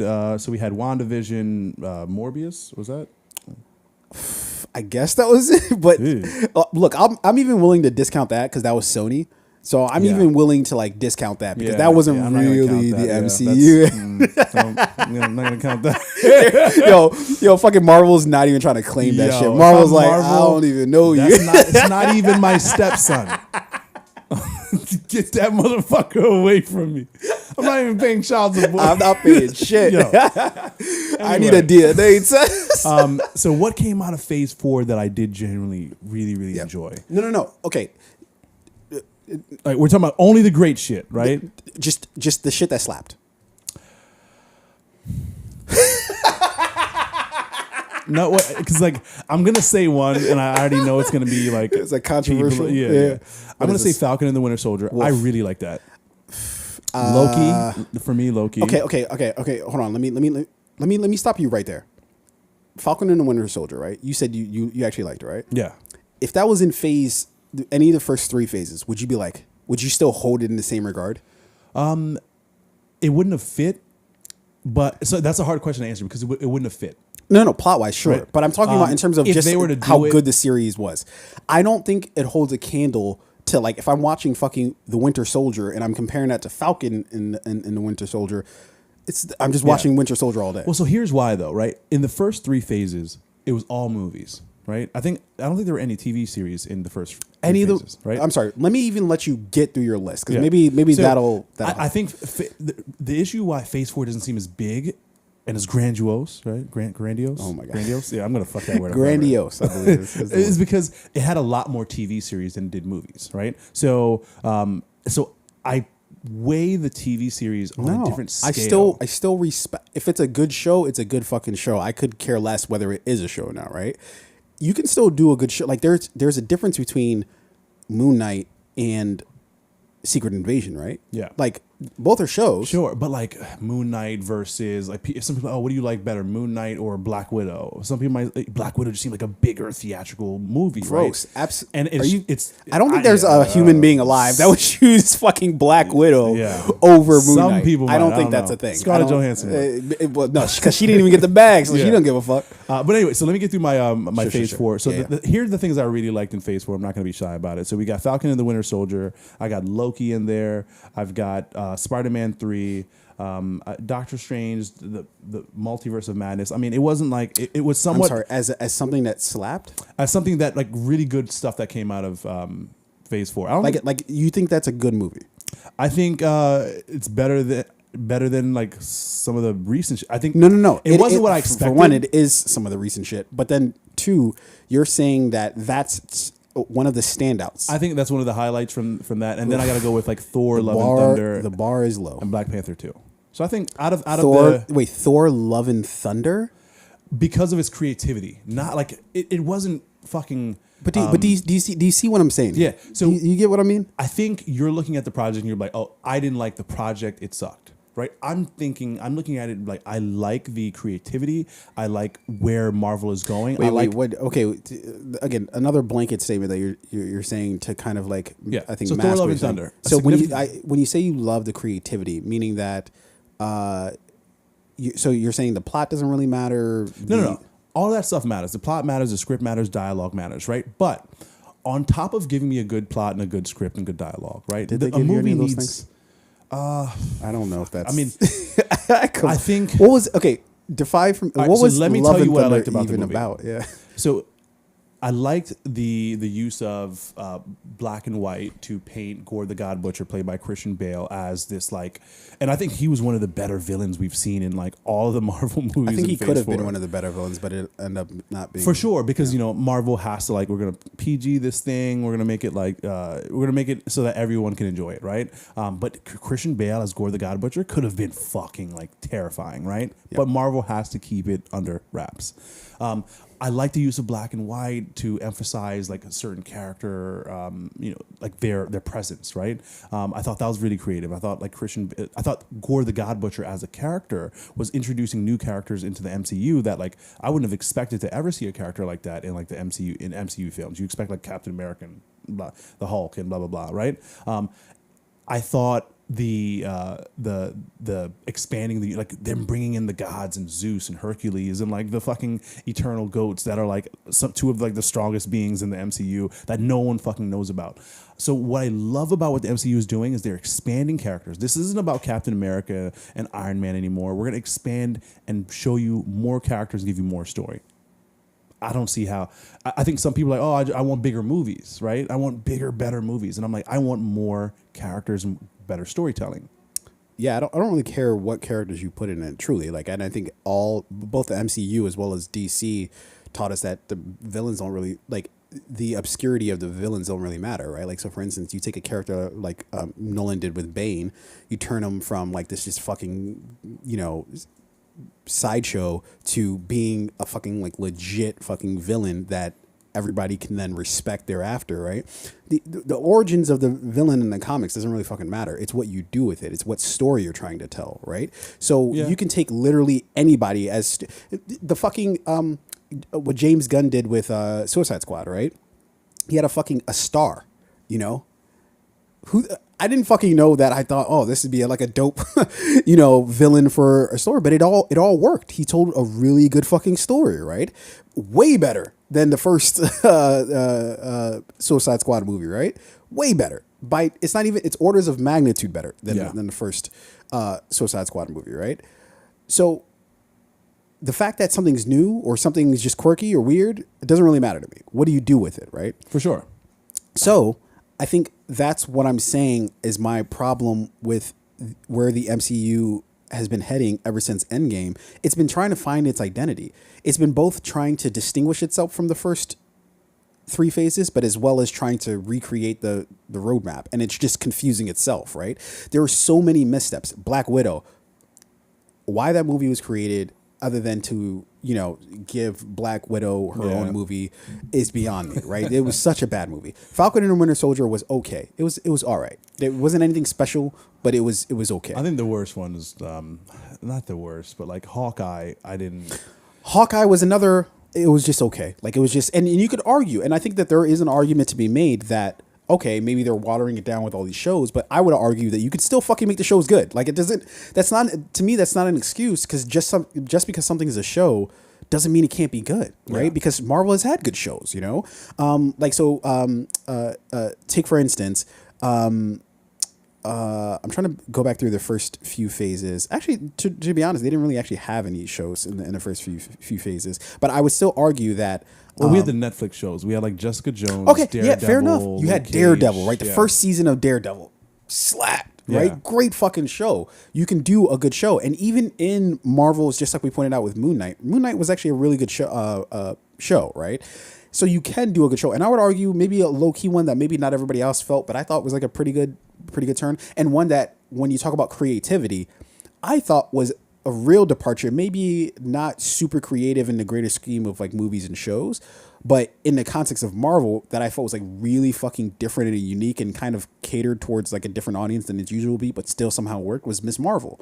I thought that worked. I thought it was maybe not necessarily for me, but I could definitely respect the creativity, and I thought it was a well done show. I didn't hate it. Right? Shang-Chi, I thought that was, everybody seems to love it. I thought it was a misstep. I didn't really care for the Shang-Chi. movie. It was just a movie, right? Yeah, it was just Legend of the Ten Rings. Yeah, I thought it was an okay movie. Eternals. Blah. Yo, the Eternals could have been epic. Like, those motherfuckers, and it was just kind of boring. Should have been like, the Eternals could have just came and like wiped Thanos. Like, but it was, they could have fucked Thanos up. Like in the comics, at least. But what? Forget what they could have done, couldn't have done. Just like the movie itself was just kind of just boring and just silly. I think they had too many big named actors and actresses that they're like, we just got to give these people screen time. No, maybe that contributed to why the story felt disjointed. Maybe I can give you that, but you can still have an ensemble cast and tell a fucking great story, right? Look at the Oceans, right? You can have fucking Oceans 11, great fucking movie, and it had like every fucking actor in Hollywood in that movie, you know? Yeah. Loki was, I think, maybe to me some of the best to come out of Phase 4 and 5. She-Hulk, I would argue. I wanna argue that it wasn't a misstep, but it was super creative in terms of what they were trying to do. But I don't get it. I got what they were trying to do, but also it's not gonna be a season 2. We know that. I don't know what of these shows other than Loki is going to get a season 2. Literally what? I think Moon Knight will. I don't think it will. I think I actually just read an article the other day. It was like, it's just like, we don't know if this is gonna happen. I think it was leading to a season 2. I thought Oscar Isaac confirmed that Moon Knight season 2, like they're in talks, or they might. Talks is different from they might be like later season 2. In talks, or they're like writing a script. Let's see, season 2. Yeah, my computer fucking died. I could be wrong. Oh shit, it's back! It's back! Oh my god. Is a Moon Knight season 2 coming? With it considered, Moon Knight season 2 almost certainly won't make it onto Disney Plus until at least late 2024 or even 2025, but there is one more movie to consider when looking ahead to the next season of Moon Knight. 2026's Avengers: The King Dynasty. So basically, I don't think it. Moon Knight season 2 release date reportedly confirmed as Oscar Isaac preps to fight more rogue gods. This is from Fandom Wire, which I don't know how credible this site is. It's from January of this year. The only thing I read was that like they are. Oscar Isaac is on board. Up. Yeah, they are in talks, and there's like a script being written or storyline being written for the show. But of course, they're not like in production yet or anything like that. Yeah. Okay, but even take for all of those things that I just read off: Spider-Man, No Way From Home, Doctor Strange, Multiverse of Madness, Thor, Love and Thunder, Hawkeye. Wait, are we still in? No, we're in Phase 5, right? So Avengers: Secret Invasion. So you're mixing 4 and 5. So 5 that is 5. 5 was Quantumania. I might not be listing them in order, but it's Guardians of the Galaxy, and all this is leading to what I feel about Guardians of the Galaxy Volume 3. But I'm saying all this because it's to this point been extremely unfocused. Like, so for instance, I love Moonlight, right? But how the fuck does that fit into like trying to think back right now to like how Moonlight fits into anything. It was a good show on its own, right? But how WandaVision fits into anything, I don't know. I guess that fit in the Doctor Strange and Multiverse of Madness. Moon Knight fits into what every MCU fan who has watched the comic or paid attention to the comic books is like really hoping for the fucking like crescendo of just like bring all the dope shit together. So it's Midnight Suns, right? So oh my god, if Marvel were to do this, everyone's gonna nut. If they were to do that, if they bring like Moon Knight, Punisher, Daredevil, Ghost Rider. If they bring all of those and and they do a Midnight Suns movie or show, I think what my point is that it's starting to feel a little like the Defenders, meaning that I can be like, oh man, it'd be really dope if you brought all these characters together. But if the whatever you brought them, whatever vehicle you brought them in sucks, I don't think I want to watch it, right? Yeah. Like I don't think I want it. That was what was so magical about the first 3 phases, is that not only were we seeing all the characters that we want to fucking see team up, do some dope shit, it was also good storytelling. It was also a good plot. It was also good material that we were actually seeing. And so far in in phases 4 and 5, we're not getting that same quality that we were getting. And again, you could argue maybe it's because they're going to shows, but then I would fire back with saying, well, why do your shows have to suck? Like, just make better shows. Like, just make better shit. You could have made Secret Invasion really fucking good. Instead, it was just weird and kind of stupid, honestly. It was silly. Secret Invasions. I mean, I didn't hate it. There were some episodes I was watching. I was like, yo, that was great. And there's some episodes I was like, it felt like for a time that it was going somewhere. And then you get to the end of it and you're like, okay, all that really happens is that Nick Fury shoots a scroll that looks like Rhodes, and then Raya or whatever her name, what is her name? I don't whatever. Gaia. Yeah. Played by kills Daenerys Targaryen. What's her name? Emilia She Clarke. has a real name. Emilia Clarke. Yeah. Kills Gravik. And then that's the show. Yeah. Nothing really lost, nothing really fucking gained, other than the fact that Rhodes hasn't been Rhodes for the past like 5 films, which probably confuses things more than fucking is interesting. Yeah. Okay, all of that to say that I'm sitting there watching Guardians of the Galaxy 3, saying to myself, this is a good fucking movie. This is what I feel like I've been missing from the MCU, especially of their movies. Now I could argue maybe Spider-Man No Way From Home. That was a pretty good movie, I can argue. You know what? I don't even know if that was a good movie. I just think that they did so much dope shit in that movie that I just overrode Spider-Man No Way Home. Yeah, whether the movie was good or not. To be honest, I've not loved any of the Tom Holland Spider-Man movies. Maybe it's just because I don't really love the Spider-Man character. What don't you love about the Spider-Man character? I don't even dislike Spider-Man. He's not anywhere near, like, he's not in my top 10. He might be in my top. He's in my top 25.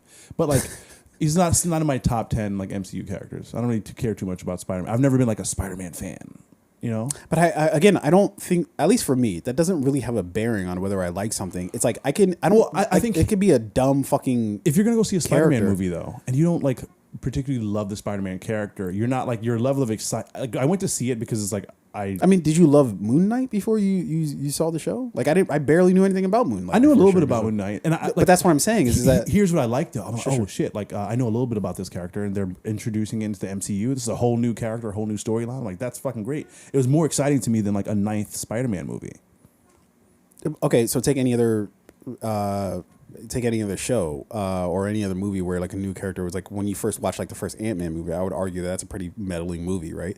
Even though it's a new character that's being introduced, it's like, okay, cool. You know what? You know, one thing that I think like people are gonna really like, you know, in WandaVision they introduced Agatha.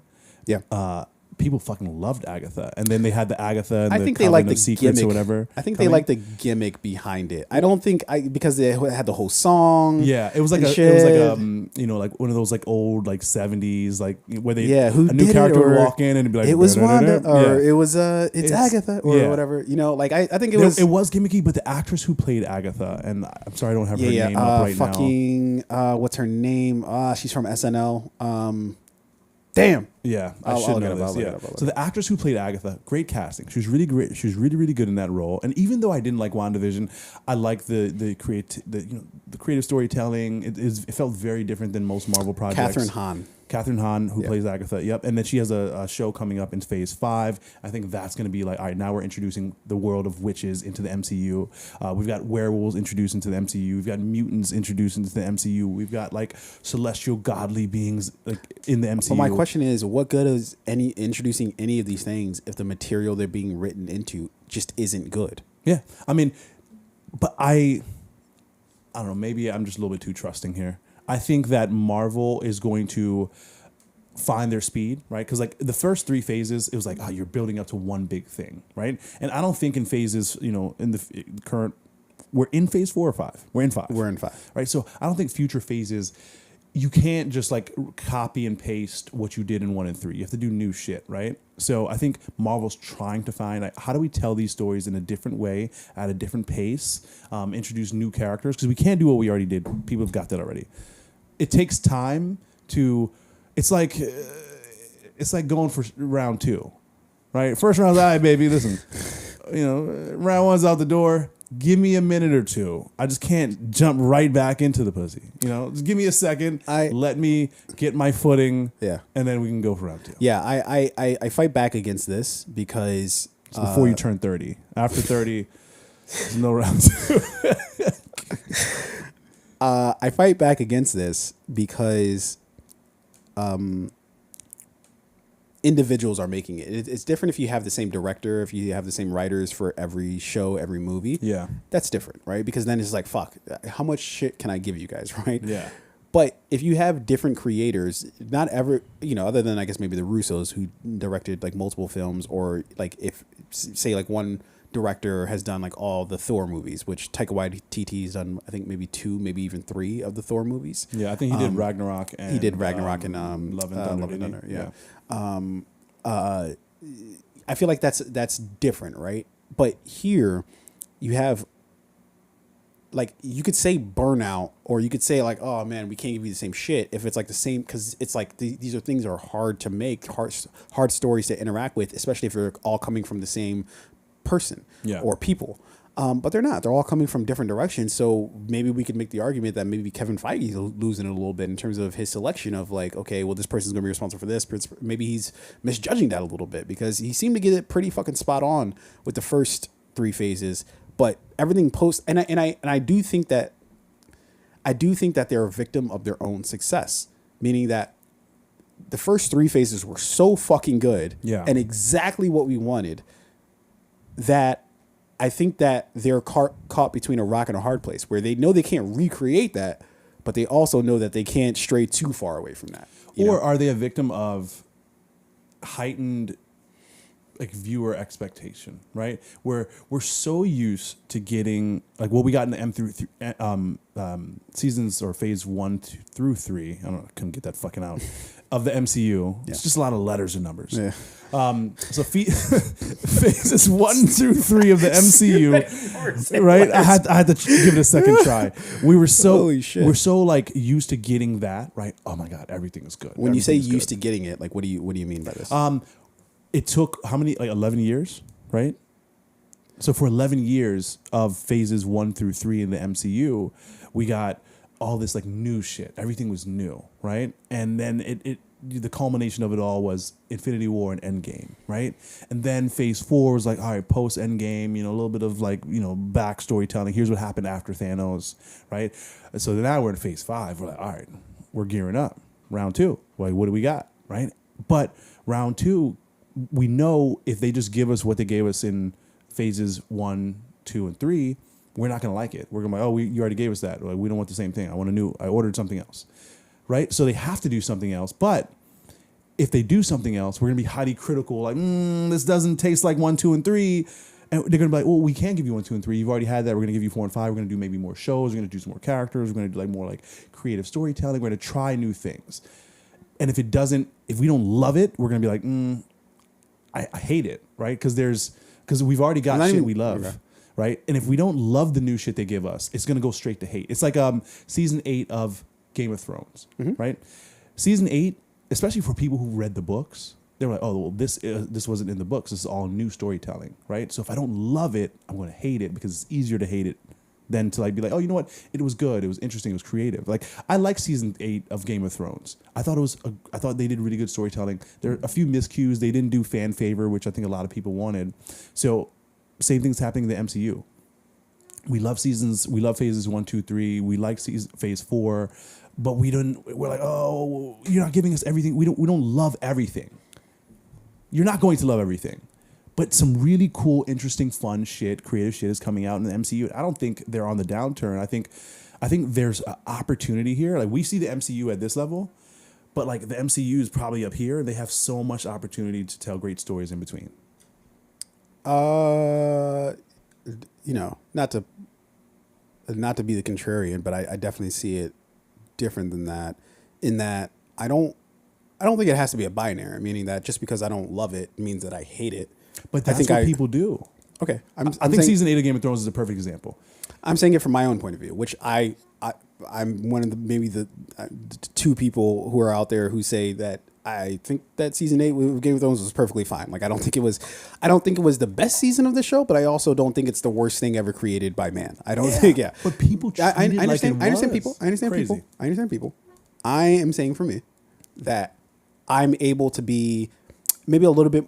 Maybe I'm just fooling myself here, but I feel like I'm able to be a little bit more objective, meaning that like even if I don't love something, it doesn't then mean I hate it. I can, which is categorized by me saying things are okay, right? There's nothing that the MCU has come out now outside of, if I'm gonna be perfectly fucking honest, I think Secret Invasion might be kind of a hate situation because it has so much potential and it really sucked. Like there's like 3 redeemable qualities of Secret Invasion, and that's it. Like I'm not even sure about those 3 redeemable qualities. So that might be a little bit of a hate situation, but generally speaking, I generally am like, okay, that was okay. I don't think it was my speed. I don't think that was what I wanted. But I think what I'm saying is not only proved by numbers, but it's also proved by just like the general zeitgeist, the general feeling out there, right? There, in the first 3 phases, you had the idea that the MCU was new, meaning that they were creating they were making the plane as they were flying it, right? And so as it was all sort of being put out, it was all leading up to Infinity War and Endgame, and so we had a clear destination in mind, right? You're saying that, okay, we had to do something different for the next few phases, right? We got to go in some different directions, right? I'm saying I don't have a problem if you go in a different direction. I don't care. I don't really even care what you do. I don't even care I barely even care if they're all interconnected, right? As long as the individual things are really fucking good on their own, which everything within, not everything, there were some definitely duds in the first 3 phases. But a majority of the material that was put out in the first 3 phases were really quality storytelling. Like people can argue that, okay, it's just like some cookie cutter shit. They're not really extending themselves too far. That's fine. But I don't think you can really argue that the MCU could have lasted for 10 or 11 years if every movie was just bullshit, right? Yeah. Like there were good movies within those first 3 phases, right? I don't give a shit what kind of like fucking cinephile you might be, and like, oh, well, it's because they didn't do this or that or whatever the case is. They couldn't have put out 22 films. And most of that shit slapped. Yeah, and for all of them, or for most of them to do well, and for them to 11 years later, 22 films later, to arrive at Infinity War and Endgame, I don't care what you say, like they accomplished the mission. Yeah, and you could be like, oh well, people just like dumb down shit and it's like whatever. Okay, fine, fair enough. I'll let those people have that if that's what they want. But I'm going from the fact that not only did they do numbers, but also critically speaking, I think they did pretty fucking well, right? I'm saying the phase we're in now, I can maybe point to like 3 of them that have come out since post Endgame that I'm like, okay, that's what they need to fucking do, right? I would argue, for me, Moonlight's on that borderline, but I'll push it over to the territory of like, okay, that's what you want to, that's what you're trying to aim for, right? I would argue, in my opinion, Loki. I thought Loki season 1 was pretty fucking good. I know people still have problems with it, and that's fine.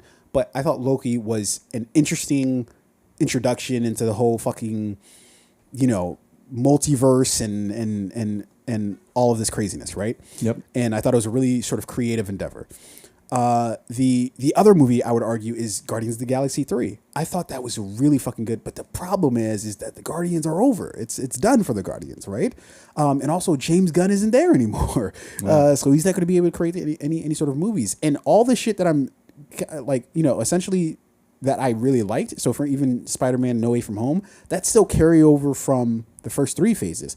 All the new shit of introducing new characters and new this. other than the one exception maybe being Moon Knight, nothing else slaps, dude. Like by far, like even forget the first 3 phases, just alone standing on their own, they're just not quality pieces of work. And I'm not trying to diminish the people that work fucking hard on them. I'm sure they're hard to make, but I also and that's why I'm saying is the MCU as a whole dead. And I'm saying it's not necessarily dead, but it's definitely, at least in my opinion, on life support. Obviously, I think you feel a little differently. You're willing to give it a little bit more time to see what else comes out. But I'm just saying that what I've seen for everything post Endgame doesn't leave me encouraged that it's going to get better. It seems to be, and again, I think Secret Invasion, I really tried hard because there were people who were like, as it was coming out, being like, yo, this joint is trash. I was like, no, let's see where this goes. And then we got to where it goes, and I have to admit it's trash. I gotta admit. I was, some of it I really liked, some of it I didn't. I tried to really like follow the story, but like I did think the ending was like stupid. The arm, like it's just to show you that she has these powers. Like you already told us that she has the DNA of all of them, right? So so we need to see a better way to show it. Yeah. But I tend to look at things with optimism. I think I look at what's coming down the pipeline. Yeah. One of the movies I've been waiting for the longest, Blade, is coming down the pipeline. You've got Loki season 2, which the trailer just had it was like the #1 trailer in like Disney history. I think everybody was trying to just wash. They were collectively, figuratively trying to wash the taste of Secret Invasion out of their mouth. So they're like, I gotta let me watch something else. I don't know. I just look at what's coming down the pipeline, and I'm just very optimistic for it. And like some of the content that's come back to Marvel, right? So we don't just have Blade and Loki season 2. We've also got Daredevil Born Again. The Agatha House of Covens. I think that's going to be really great. We've got Deadpool 3 coming out, introducing like Wolverine's going to be in Deadpool 3. We were introducing mutants into the MCU.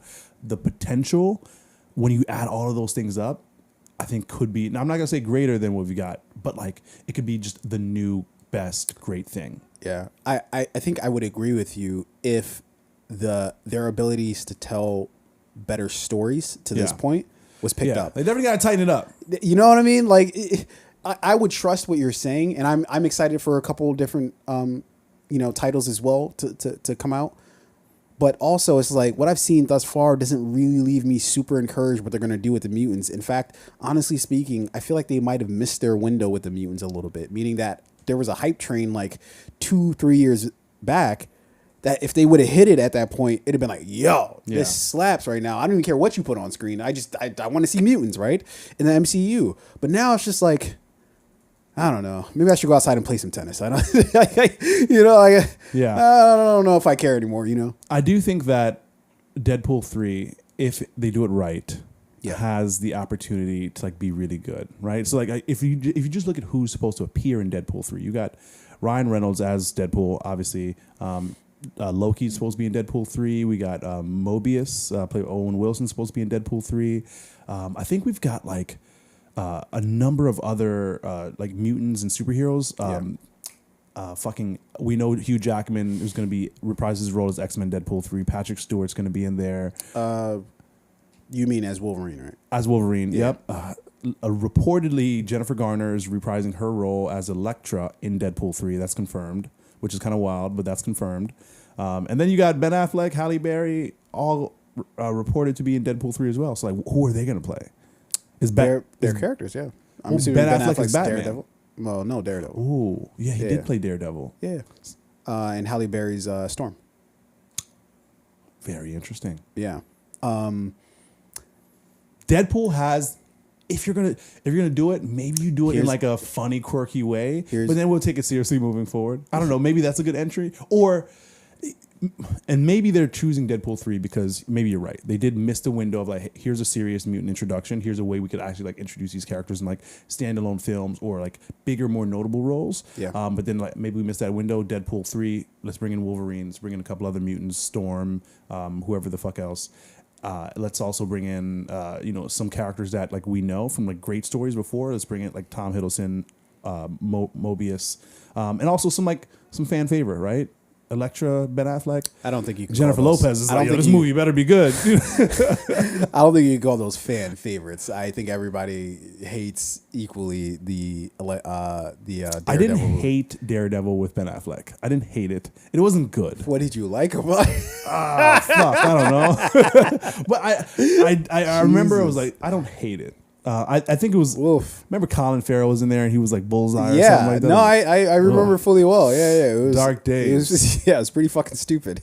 I think in summation, man, all I'm trying to say is that, everything that I respected about the MCU, and this comes from somebody who I was a fan of the comics, but not like a deep fan of the comics.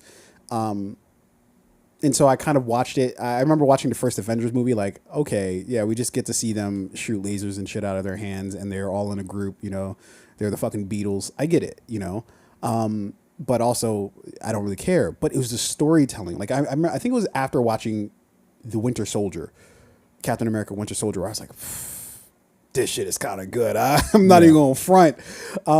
And I think that forced me then to go back and analyze the movies differently. Like I remember going back and watching the first Iron Man movie and being like, all right, that was a really fucking good movie. I don't know if I appreciated how good that First fucking Iron Man movie was. Very good. It was fire, but I don't think I really appreciated it. I think I was just like, okay, yeah, cool, comic book movie. It was really good.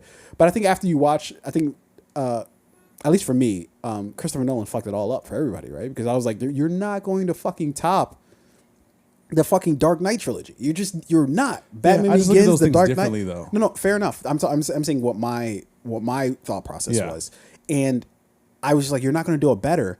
And then as they started building up to this Infinity War saga, and then they dropped Infinity War, and then they dropped Endgame, I'm like, yo, this shit is actually really fun. And I'm not even, and I'm of the school of belief that Endgame on its own was actually just an okay movie that barely made any sense, but it was just a culmination of everything that we like. They brought it all together. They brought it home. Was it really good on its own? Probably not really. But they brought it all. They stuck the landing. At least to some degree, they stuck the landing, and it was like when have you ever seen 22 movies culminate in a movie that was like, yeah, that's pretty much how you want to end it. That was very, very difficult to do. Shout out to the Russo brothers. Yeah. Who knows? I mean, I think I'm optimistic for Phase 5 and future phases of the MCU. We'll see. Even if it's not as great as it used to be, I think we're still gonna get some like dope shit. I think that's why I'm kind of like worried about it, because they have such an infrastructure built around it, and it's such a big part of. Forget just in Disney, in fucking they employ pretty much all of Hollywood is some way connected to the MCU, right? Yeah, Bob Iger. And you're right about that. Like, depending on what happens out of this like writer strike, right, and the actor strike, a lot of these projects are going to be pushed back. Some of these projects, they already did. I think, what movie what show just got pushed back? Actually, no, it wasn't a part of the MCU, but Spider-Man. Beyond the Spider-Verse just got pushed back, like indefinitely. I think they named a few other things that got pushed back to 20. Sure, they were supposed to come out late 2023, 2024, or further. But some of these projects end up getting killed because they're let's say the writers' strike changes people's budgets, and they're just we don't have the budget to do this thing anymore because we have to pay writers, which they should have been doing anyway. They should be paying actors equally. So I think we're gonna have a better picture of what the future of the MCU looks like, or the future of Hollywood and films and writers. I'm saying in general. They're very fucking intertwined, meaning that how the future of the MCU, because it's stunning, right? I think Barbie is maybe the biggest ticket for the year, but the MCU every year between the shows and the movies comes out with like 5 or 6 projects, right? Every single year, right? And the people that they employ to be in the movies mean like if they employ, I don't know, let's take Don Cheadle for instance. That's if Don Cheadle's working on Secret Invasion, that's another movie or show that Don Cheadle is not working on, right? That's another project that could have had Don Cheadle attached to it that is like maybe like a God forbid like an indie film or something just that's not the MCU. What I'm saying is the MCU became basically the McDonald's of Hollywood, and now my view is that the McDonald's of Hollywood is kind of dying right now. Like Yeah. it's hanging on, you know, but it's still there, but it's also hanging on. So what happens if it should actually die, right? Yeah. What happens if it's a combination of the writer's strike or actor strike, or just people just don't go out to see the MCU movies anymore, or people don't tune into Disney Plus to see the shows? How is that going to affect all of Hollywood? And if there's some sort of and that's going to cause it. We just, I just watched. Did you watch? You ended up watching Oppenheimer? No, I'm going to see it Tuesday. Tuesday, okay. When I started talking about ripple effects, that'll be very relevant after you watch the movie. What kind of ripple effects is it going to have if the MCU, because it became its own little monster, where it's all consuming of everything within Hollywood, all the actors, all the writers, all the, visual effects people, yada, yada. What happens if they're just like, yeah, we can't support this weight anymore? What happens if, is the MCU too big to fail right now? Are we looking at it like the, like the Ford GM bailouts? Yeah. Or the bank bailouts Yeah. of, the 08, 09. Can we survive without an MCU? Meaning that like it's become such a large part of Hollywood that if it ceases to function the way that it has been over the last 10 to 15 years, what the fuck do we do? I understand there was life before it, but it's become such a big part of it that Also, I do like the McDonald's reference, and like a lot of for a lot of young people, like what do they say if you want to get your first job, you want to get your like first taste of like you want a job, you're 17, you want to get a job, go work at McDonald's, right? Yeah. Not a bad place to start. So for a lot of like young actors and actresses or writers or like whoever, it probably, I'm not going to say it was easier, but maybe if you can get onto a Marvel project, because there's so many of them, they're so big, maybe that's for a lot of people, I think that might have been their first introduction into like the film industry, right? Like, bam, I'm holding a boom mic on a Marvel project. Like maybe this is my first, or I have a small speaking role in like a Marvel movie or TV series. And like, I think that's the interesting thing about all of it is that you would intuitively think that like if you're trying to compare it to like sticking with the McDonald's comparison, you think that like, okay, that would make sense for them to be introducing a lot of new people.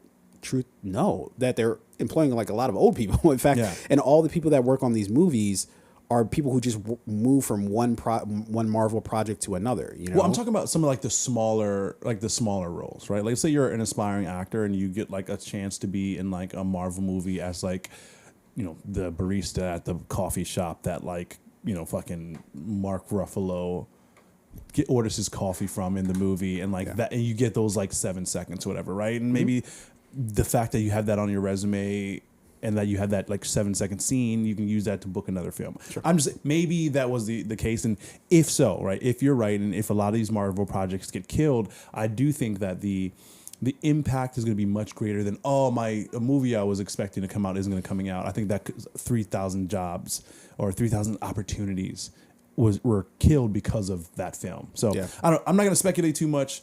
Who knows? I do think like the writer's strike and the actor strike is a very important topic right now. And I think the landscape is going to look a lot different once we come to these agreements. And shout out to A24 being one of the only studios that has agreed to and accepted every single terms of the SGA and the WGA, right, Writers Guild, and that they're allowed to still continue working because they were just like, we'll pay all our writers fairly. I don't think that can be done. I think because from my understanding, all of the studios basically send this representative, and I forget what it's called.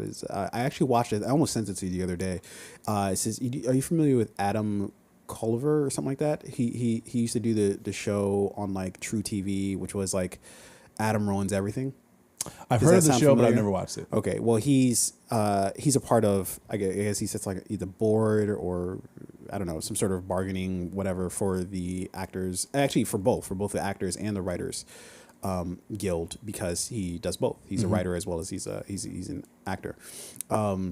He was explaining it that like the studios, they have like basically like a representative, like because they're not even bargaining with the studios directly, that the studios are represented collectively by like this entity, and then the guilds bargain with that representative, and then the representative is like, they're the studios don't really give a shit, so I don't know what you guys want me to do here because they don't really care. So it's interesting that you say that A24 because I don't know if they can do it individually because then that would be a weird scenario because then it's just like, why doesn't all of Hollywood just collectively be like, all right, fuck it, let's boost A24 up here, like, fuck all you other guys who aren't bargaining with us, we're just gonna do all of our shit with A24. Yeah, you know what I mean? Yeah. So the report or the article that I read stated that A24 is allowed to continue operations and like filming on certain projects, during the actors and actors and writers are still working and writing for A24. I'm about to send it to you right now. Okay. Because they have essentially accepted all of the terms of like the Writers Guild, meaning like that's so weird. Some studios are fighting back against it. A24 was like, no, like we accept all of your terms, and meaning like we'll pay our writers fairly and equally, we'll pay our actors equally, we'll pay staff equally and fairly. But it also, I'm not trying to say that it doesn't really apply to A24 because it obviously does, but also that's not part of the argument. In terms of what A24 is, and like A24 is a production company, no doubt. Yeah, but they mostly do production distribution, right? Sort of. I think they do a little bit of both. They do a little bit of both of, like, I guess, creative guidance. So far as I understand, I could be dead wrong, but also I think they started strictly in like the distribution, so they would pick up a movie, as the distributors, versus creating it from the ground up. But also it's an odd pairing because like a lot of the shit that's being argued about is shit that doesn't really, I don't know if A24 themselves would be terribly affected by, meaning that because they're more into the distribution than, or maybe they would, I don't know. But like the main thing that's being argued with the studios is, so since everything's kind of wrapped up into streaming has been a way that the studios have been able to like cut the workforce basically, right? So they would tell like a showrunner like, hey, don't hire any writers for this show. We're just gonna hire because because we're doing 10 episodes. You write the show, and we don't want you to hire a writing staff to do it. You should be able to just to take that underneath your wing. That way, they don't have to pay an entire writer's room, and then also they then don't have to give like residuals for that. To the individual writers, right? Because if you were a writer on a show and you sign some sort of contract, chances are you're going to get, or you're supposed to get like residuals. And not only that, but since they cut the seasons in half, like, which I'm actually in favor of, right? I'm in favor of a 10 episode order of a show versus 22 episodes, like it basically used to be back when cable TV was the rule of the day. Like just massive seasons, just long fucking seasons, and so. I don't know how A24 would necessarily fit into that because a lot of the shit that they do are, and a majority of the shit that they do are like movies. Yeah. And so I sent you one of the articles and there's definitely a lot to it. So not every A24 project was greenlit, right? But what is the organization called? The SAG, and then AFRA, which is, I forget what AFRA stands for, but anyway, it's the wait, is it Screen Actors Guild? Yeah, the Screen Actors Guild is SAG, and AFRA is what the fuck is AFRA? Yeah, I'm not gonna pretend to know, but essentially, I think it was like, was it 2 or 3 A24 projects were allowed to continue filming? Basically after complying with all of the SAG's or the Writers Guild's requests, and those 2 films are, there's one called, let's see, along with other production companies. So there's one film that's being produced. It's called like The Rivals of Amza. SAG AFRA. Oh, yeah. I'm sorry. It's all the same thing. Yeah. The Screen Actors Guild. Yeah. So there's a movie starring Matthew McConaughey. There's another movie starring Mark Wahlberg, directed by Mel Gibson, called like Dust Bunny. And like I think like 1 or 2 others. That's like because those very specific productions have agreed to the terms of like the SGA to WGA. But why would those be? It's so weird. Why would they be exceptions? But I'll look at the article. Yeah, look it up. I do not know, but I do find it interesting that of all these studios, very few have been allowed to continue. A lot of indie production companies, smaller production companies that, like, to your credit, to your point, are like, hey, we're doing everything in-house. We're not hiring outside writers. We're writing our own film. We're developing our own scripts. We're shooting it ourselves. And we agree to the terms of doing so. So we're allowed to continue our projects. Whereas films that need writers to come in, that need, are hiring actors that are represented within like the Actors Guild or whatever, cannot continue production without agreeing to terms. So I don't know, very interesting project. I'm gonna not speculate too much. I think it's going to be interesting to see what happens when this is over and done with. And hopefully it is over and done with, because those people need to get back to work.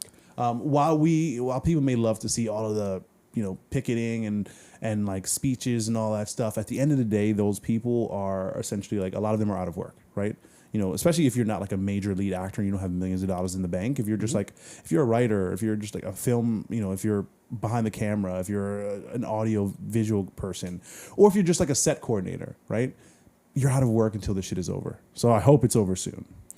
Yeah, and I think the studios have the ability to correct the situation, and I think what they think is going to happen is that they're just going to starve them out, and that's generally kind of what happens in these type of striking situations, is that they just hope to starve out whoever the strike, whatever the union strike is, right? So if they're like, oh, we're going to strike, like great, yeah, we'll see how long you last, and so. I know there's like funds and things like that to help out, especially just like you were talking about people who might not be, these, millionaires, actors and actresses or writers or whoever the fuck else, right? There's funds to like help these people through these times, because they should hold the line, because if they break the line and they're like, fuck it, let's just give in, then they're just going to get kind of fucking dog walked by the fucking studios. We'll be back here in a few more years. We will, because, I think what they're trying to do is factor in all this streaming shit. And I don't know, the studios I think are being like, I don't know. It's unfathomable to like think of like, I don't know. The movie industry is such a weird fucking place, because they're both making more money than they ever have, but also are facing harder times, which somehow are happening at the same exact time. Yeah.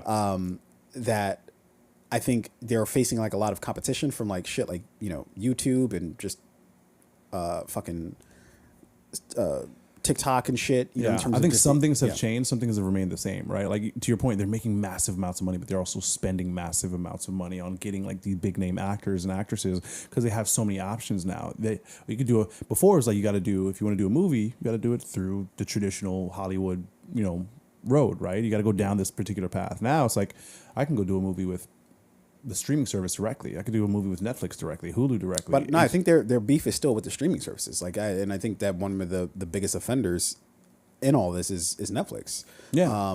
And I think that, and I think this goes to what happens. Like this is to me, this is the whole. Like, we don't have rules for like AI, right? But AI is like, it's coming in a certain sense. It's going to arrive in some sense, but we don't have like rules and shit for it. So I compare that to like streaming.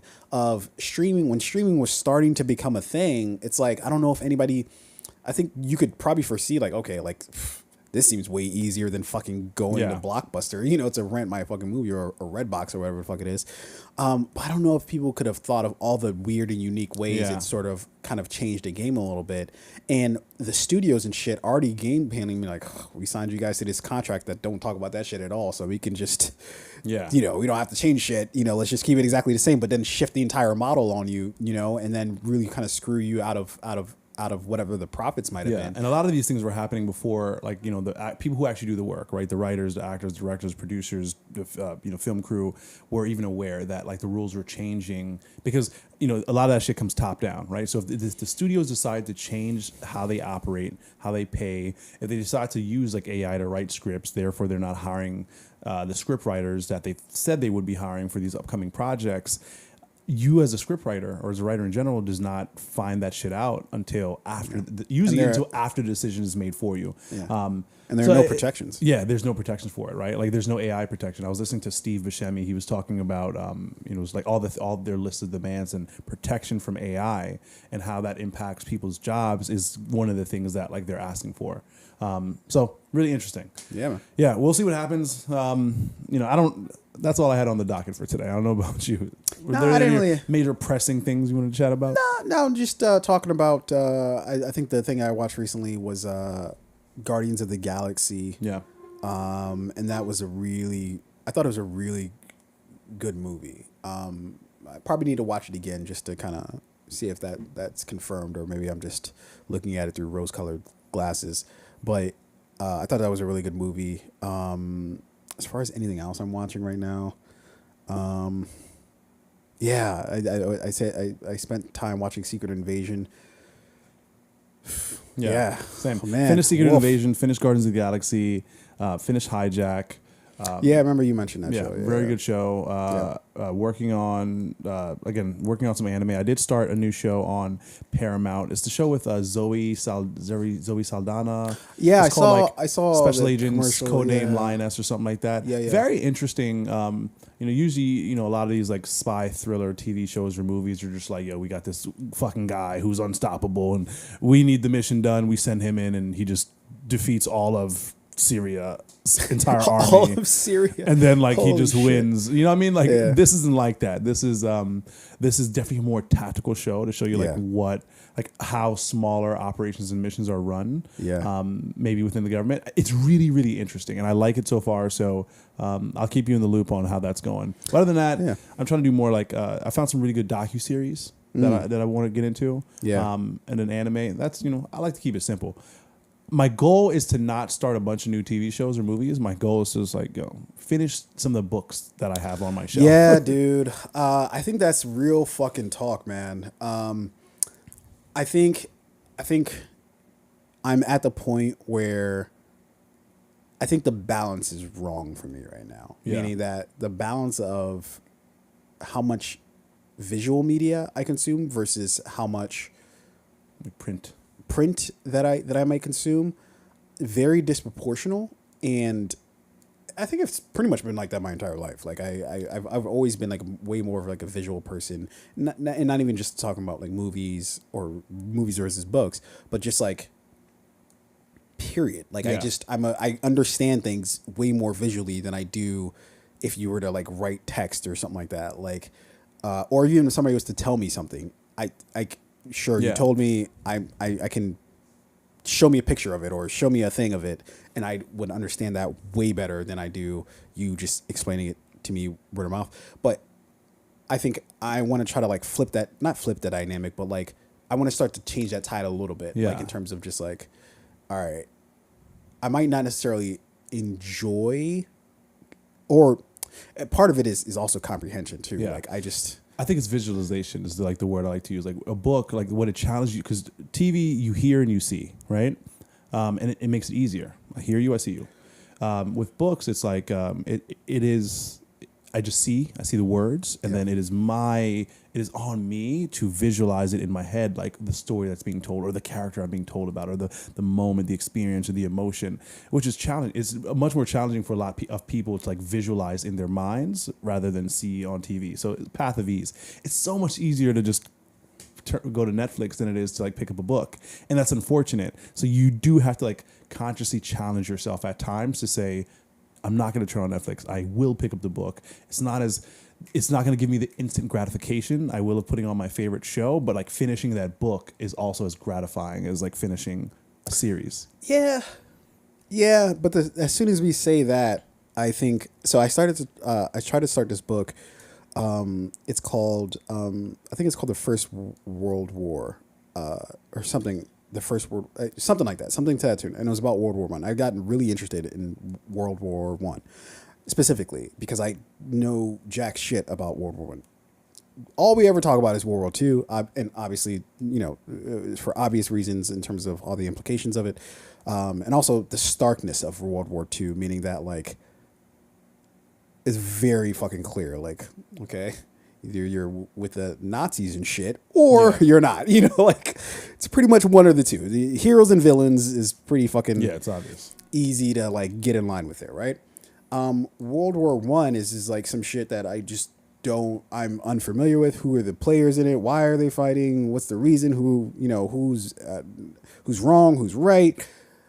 And I was and I started it, And no sooner that I started it, I basically was like, oh God, I can't do this.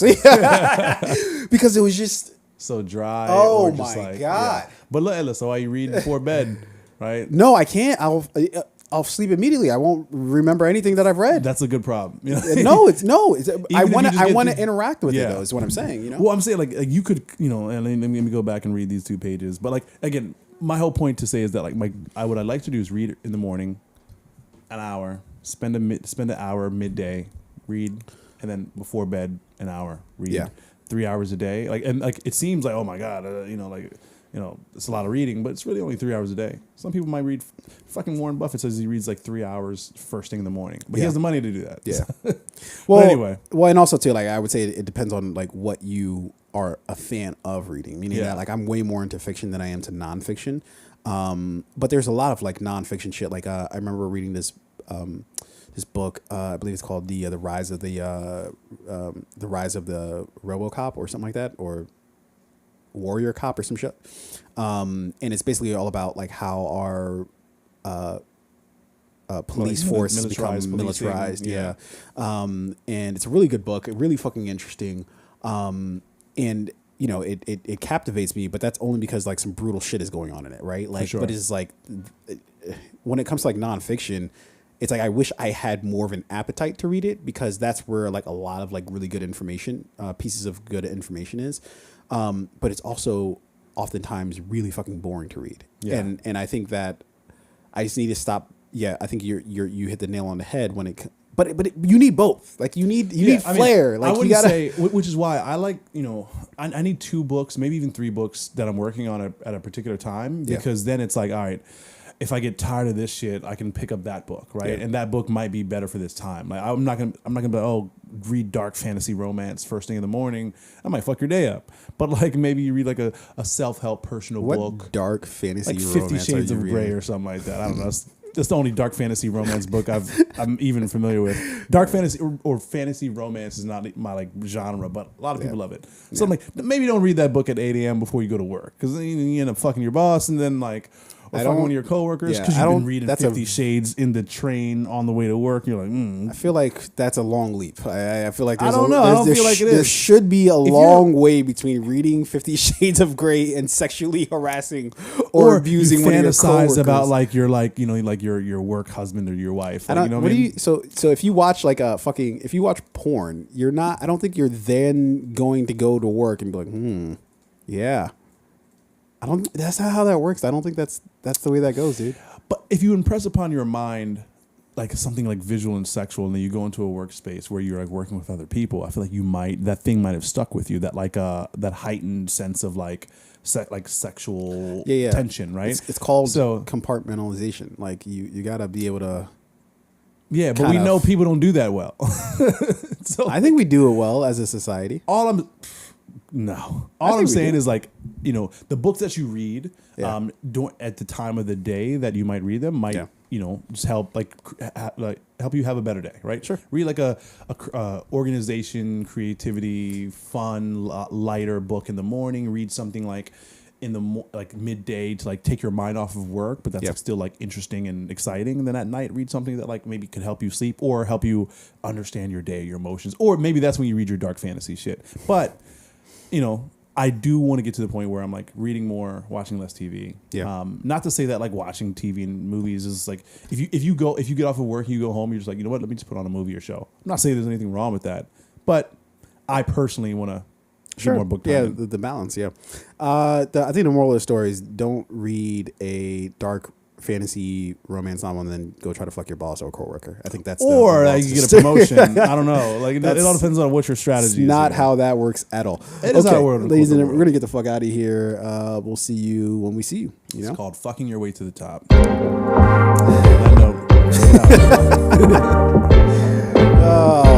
man, future employers don't listen to this podcast. This dick. Yikes. They almost certainly do not.